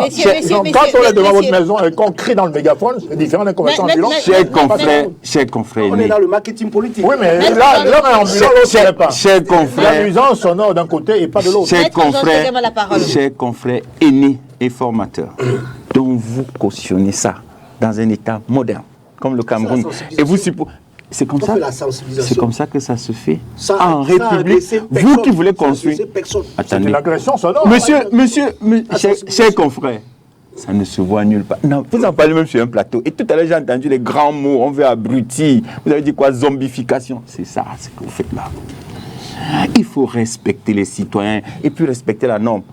Quand on s'exprime ici, ceux qui nous écoutent à partir de la maison doivent sentir quand même que ce qu'on dit là, c'est audible. Imaginez tout à l'heure un Namibien. Vous me tuez de m'interrompre. Imaginez un Namibien qui est arrivé au Cameroun pour le match du 7. Il écoute ses dit c'est comme ça dans le pays là. Donc pour faire voter, les gens on passe sur les haut-parleurs. Mais c'est un scandale, c'est honteux. Vous ne devez même pas en parler. Peut-être qu'on ne fait pas le coup de marketing politique. Laisse qu'il finisse vite. Allez-y. Mon cher confrère. Mon cher confrère, on a confisqué le pouvoir. Vous avez confisqué le pouvoir, vous n'avez même pas besoin de campagne. On a vu en 2018, votre président n'a même pas fait de campagne. Maître Diobessi. Vous n'avez pas constaté que chaque fois que la presse s'interrompt, je ne sais pas pourquoi. Allez-y, maître. On a un secrétaire national. Tu interromps les gens ici. Hein. Jamais, hein. Allez-y, maître. On a un secrétaire national à la formation. Pour le coup, maître Georges Teghem, vous a presque pas. Non, pour le coup, vous, Célestin Ndiamel, ou encore maître René Roger Bébou, ou encore maître Diobessi. Pour le coup. La même proportion. Le secrétaire national. Ils peuvent être brimés Voilà, ils sont comme ça. On a un RDPC, le secrétaire national de la formation. Et chaque militant du RDPC, c'est ce qu'il faut faire. Pour tout complet sur la question, je voudrais faire observer une chose, Léla. Ce que j'ai entendu. La question que j'avais envie de poser, c'est à qui est-ce qu'on attribue le mérite de cette, on va dire, prise de conscience des citoyens camerounais en ce qui concerne la citoyenneté. Parce qu'il y a un agent de l'ECAM également de Yaoundé Premier qui a reconnu effectivement qu'il y a eu un engouement particulier cette année. Le mérite revient aux Camerounais. Le RDPC ne s'accapare pas des mérites. Allez-y. Le mérite revient aux Camerounais qui ont compris qu'ils ont besoin de participer à l'effort de construction de leur pays à travers la participation au processus électoral. Le processus électoral dans notre pays est un processus inclusif. C'est inexact de venir ici dire que l'ECAM, c'est inclusif. Lorsqu'on vous dit qu'il y a des tas de l'ECAM, ça peut être vrai parce que l'ECAM, dans chaque démembrement, travaille avec les représentants de chaque parti politique. Donc c'est un processus qui est inclusif. Et lorsqu'on veut faire croire que le PV de l'ECAM qui fait foi, on ne devait pas le dire. J'ai envie de demander à M. Célestin Djamé. Je peux te citer l'article. J'ai envie de demander à M. Célestin Djamé s'il pouvait me répondre. Qu'est-ce qu'on devrait dire? Que c'est le PV du MS qui fait foi? Non, ou le PV de la part? Vous voyez, quand on cite quelqu'un, il faut le citer fidèlement. Président, vous allez intervenir. Non, mais attendez. Président. Mais citez-moi de manière Président. honnête. Quand nous sommes J'ai dit ceci, Maître Tegem. J'ai dit que la loi dispose. Tous les scrutateurs devraient fournir l'exemplaire de leur PV avec leur signature, le numéro de téléphone. Il se trouve que dans les faits, quand on va à la base de l'ECAM, quel est le PV qu'on sort? Selon la loi d'ailleurs, c'est que seul le PV présenté par le président du bureau de vote, ce qui n'est pas normal puisqu'on est tous scrutateurs dans le même bureau, devrait prévaloir, mais seul son PV prévaut. Ce monsieur, cette personne-là, qui est missionnée par le parti au pouvoir, va sortir son PV. Et c'est ce chiffre-là qui sera promulgué par l'État. Voilà ce que j'ai dit. Très bien. J'ai envie de vous répondre. J'ai participé au processus électoral comme vous. Le PV de l'ECAM, le PV de tous les partis politiques qui participent aux élections doit être en principe le même parce que chaque parti... C'est le souhait. Ça doit être en principe le même. Quand on dit que le PV de l'ECAM fait foi, c'est que le SIF a dit... Président du vote. Oui. Allez-y rapidement. Le SIF a 10, le MRC 11, le RDPC 8, le MRC, le PCRN 12. Et l'ECAM, c'est le PV de l'ECAM. Merci. Voilà. Parce que c'est l'organe institutionnel. Merci. Maître René, j'aimerais insister justement sur les sorties de ces autorités qui ont reproché à certains partis politiques et même à la société civile le fait de harceler, je vais mettre ça entre guillemets, les populations camerounaises en fait qui s'inscrivent sur les listes électorales. Est-ce que vous avez l'impression que tout le monde ait compris la pertinence finalement de s'inscrire sur les listes électorales dans un pays où le fichier électoral est resté bloqué pendant longtemps à 6 millions? Oui, c'est une très bonne question. Tout le monde a compris, sauf les tenants du régime du RDPC, sauf eux, sauf l'ECAM. Pourquoi je le dis, Léla? Ce n'est pas pour polémiquer. Le débat est polarisé. On sait que quand c'est l'opposition, on va dire ceci. Quand c'est le parti au pouvoir, il va dire ceci. Mais il faut chercher à savoir qui dit la vérité. Comment est-ce que vous pouvez penser que les tenants du régime croient en ce qu'ils disent? C'est-à-dire quand ils disent qu'ils veulent promouvoir les révisions des listes électorales, des inscriptions. Comment vous pouvez leur croire? Prenons la logistique. C'est le directeur général de Elections Cameroun lui-même, le docteur Essoussé, qui dit qu'ils n'ont pas de moyens. C'est la personne la plus autorisée qui dit qu'il n'y a pas de moyens, qu'on ne met pas les moyens à leur disposition. Comment vous pouvez donc dire que vous êtes en train de promouvoir les inscriptions et ne pas mettre les moyens adéquats? Pourquoi est-ce qu'il le dit? Parce qu'il constate que les kits sont en nombre insuffisant. Et même les kits qui existent sont parfois défectueux. Sont défectueux. Ça démobilise. Deuxièmement, prenez au niveau des missions diplomatiques, Léla. Prenez au niveau des missions diplomatiques. Maître Ndjoumbissi en a parlé tout à l'heure, mais est-ce que vous savez que sur la plus de centaines d'ambassades que nous avons à l'étranger, hors du Cameroun, il n'y en a que 6 qui ont été véritablement mobilisés. 6. La France, la Belgique, l'Espagne, l'Italie, Dubaï et les États-Unis. L'Allemagne aussi. Bon, l'Allemagne, oui, 7. Exactement, 7, l'Allemagne. L'Afrique du Sud. Non. Bon, ok, ça t'honore alors que je dise 8. Je dis donc 8, ça t'honore. Sur près de 200 ambassades. Je dis donc que plus l'Afrique du Sud, je te le concède, ça fait 8. Ça tourne, tu es content? Je peux continuer. Voilà. Et la Donc, main réagit très tardivement. regardez même en Afrique, et plus présent en Afrique centrale, aucune ambassade. Au Gabon, il y a Aucune. beaucoup de Camerounais au Gabon. Aucune. Pire, même dans ces quelques ambassades-là, les 8 qu'ils réclament, Non, je ne réclame pas 8. tu as dit que toi, Allez-y, Maître, allez-y. même dans les 8 dont il se prévaut, à tort, parce que c'est 7, on sort l'histoire de 4 de résidence. Ouais, vraiment. Ça a quel sens? Voilà. Si ce ne sont pas là des freins aux inscriptions, Leïla, C'est comme à l'ONIES. quelqu'un arrive et vous prouve qu'il est camerounais par des documents délivrés par des autorités camerounaises. Et vous dites non. Mais s'il n'y a pas ceci, est-ce que le fait qu'il n'y ait pas de carte de résidence dit que je ne suis pas camerounais, Leïla?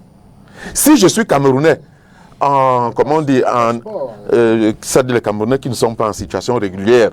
C'est sans papier. Oui. Est-ce que ça m'enlève ma camerounité? Ça m'enlève mon droit de vote qui est constitutionnel.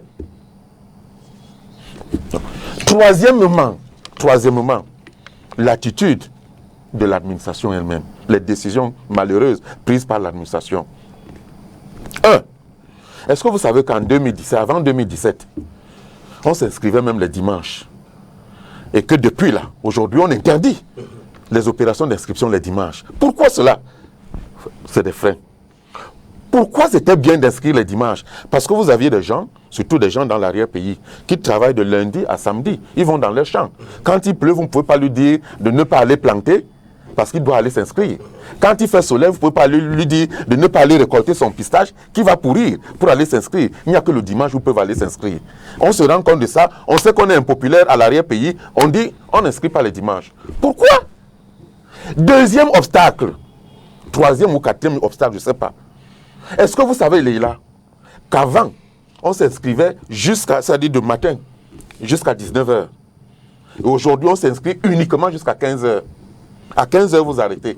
À 15h, 1 minute, vous ne pouvez plus inscrire. Pourquoi? Alors qu'à 19h, cela permettait aux Camerounais qui sortaient tardivement de leur travail d'aller s'inscrire. Comment vous pouvez donc adopter un discours public de mobilisation, Maître Georges Teguem, de sensibilisation, de promotion des inscriptions et freiner des cartes fers? Très bien. J'aimerais en 1 minute...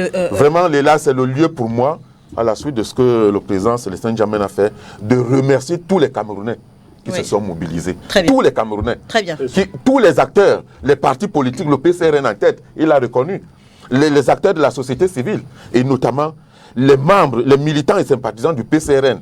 Le président Cabral Libi m'a demandé de leur dire merci et de leur demander de se mobiliser l'an prochain avec beaucoup plus d'audace. Alors vous aurez 1 minute, vous aurez 1 minute chacun. J'aimerais qu'on parle du nombre de personnes finalement qui se rendent dans les bureaux de vote lors des élections pour exercer leur droit civique.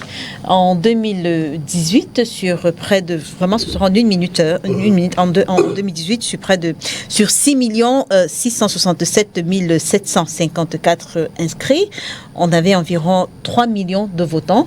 Et je précise que depuis 1992, on a du mal à franchir la barre des 3 millions de votants. Comment est-ce que vous l'expliquez en 1 minute? Oui, avant ça, je voulais indiquer que le mouvement pour l'instant du Cameroun a toujours mobilisé. Et en 2012, on a vu le président Maurice Kamto à Douala marcher sous la pluie, aller dans les marchés, sensibiliser les Camerounais à s'inscrire. Donc, il ne faut pas qu'on laisse croire ici. Ce que Maître Teguem dit que le mouvement pour l'instant du Cameroun n'a pas invité les populations à s'inscrire. Nous avons toujours invité les populations à s'inscrire. Il ne faut pas confondre le boycott du vote avec l'appel aux inscriptions sur les listes. Compteur à la main, en 1 minute. Oui, là c'est la deuxième phase. La première phase, c'était de mobiliser pour l'inscription.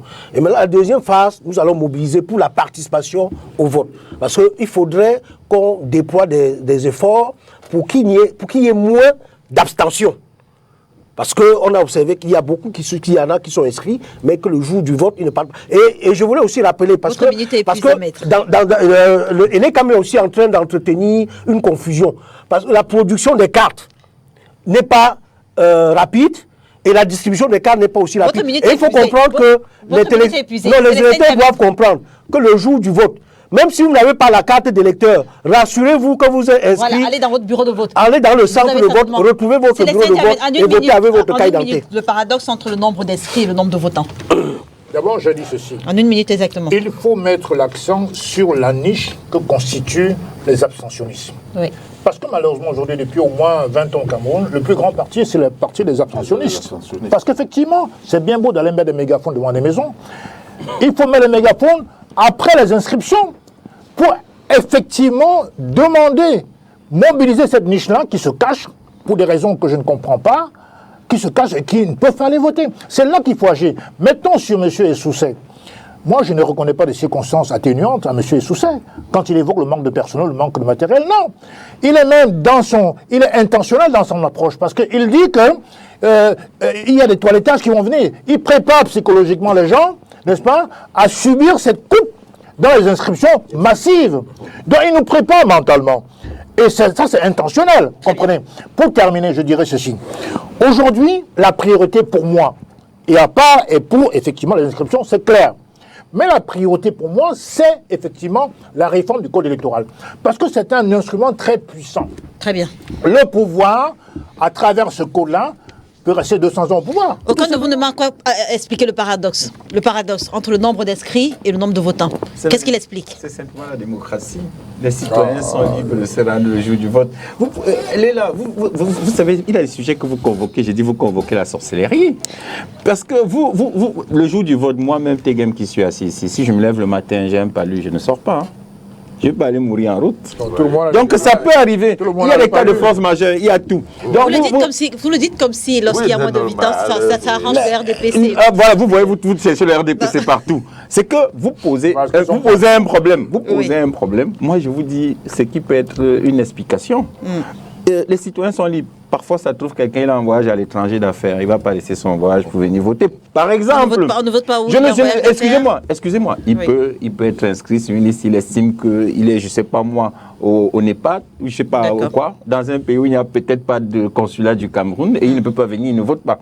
Ça, c'est peut-être ce qui peut l'expliquer, même si je ne pense pas que ce soit la véritable raison. Nous, au RDPC, nous exhortons les Camerounais à se rendre massivement sur les lieux de vote et d'effectivement voter. Mais permettez-moi, s'il vous plaît, juste une minute pour répondre à Maître Bébé, parce que j'ai entendu des choses ici. Je n'ai vraiment pas de temps. Je n'ai vraiment pas de temps. Votre minute est écoulée. Je voudrais quand même lui dire en une minute qu'il y a l'accord de siège avec les autres étrangers. Le paradoxe peut s'expliquer. Oui. Et le président Célestin Diamène a dit tout à l'heure qu'il faut modifier, il faut aller vers la modification du code électoral. Oui. Le code électoral tel qu'il est là aujourd'hui, de 2012, n'est-ce pas, nourrit le discours qui veut qu'avec ce code électoral, nous ne pouvons pas gagner les élections. C'est pour ça que beaucoup de gens peuvent s'inscrire, mais à la dernière minute, s'abstenir d'aller voter. Mais ce qu'il faut dire, sans toutefois contredire le président Diamène, mais tout simplement compléter son propos, c'est de dire aux Camerounais que malgré, parce que nous sommes certains que nous n'aurons pas la modification du code électoral, nous ne l'aurons pas avant les élections. Il faut donc dire aux Camerounais que la solution, nous pouvons battre le RDPC même avec ce code électoral, s'ils s'inscrivent massivement. Très bien. Votre minute est écoulée. Merci. On peut dire que la loi, effectivement, on va être coupé. Obtenir une carte électorale, c'est le symbole de l'inscription. Merci. Mais on peut voter avec son récépissé dès lors que, parce que la loi oblige sur les portes des bureaux de vote, l'affichage du nom des votants. Avec votre CNI, vous pouvez voter. Avec le CNI, des listes provisoires, il faut que chaque Camerounais aille vérifier. Merci Maître Fidèle Djoubissi d'avoir été avec nous ce dimanche. Merci également à vous Célestin Diamène d'avoir été là. Merci Maître Georges Tegem. Merci également à vous Maître René Roger Bébé. Mesdames et messieurs, merci de nous avoir suivis. L'émission est rediffusée ce soir lorsqu'il sera à 21h30, demain lundi également. Lorsqu'il sera à 13h30, on se retrouve dimanche prochain sur les antennes de Spectrum Télévision. Si, bien sûr, Dieu le veut. Bon dimanche à tous.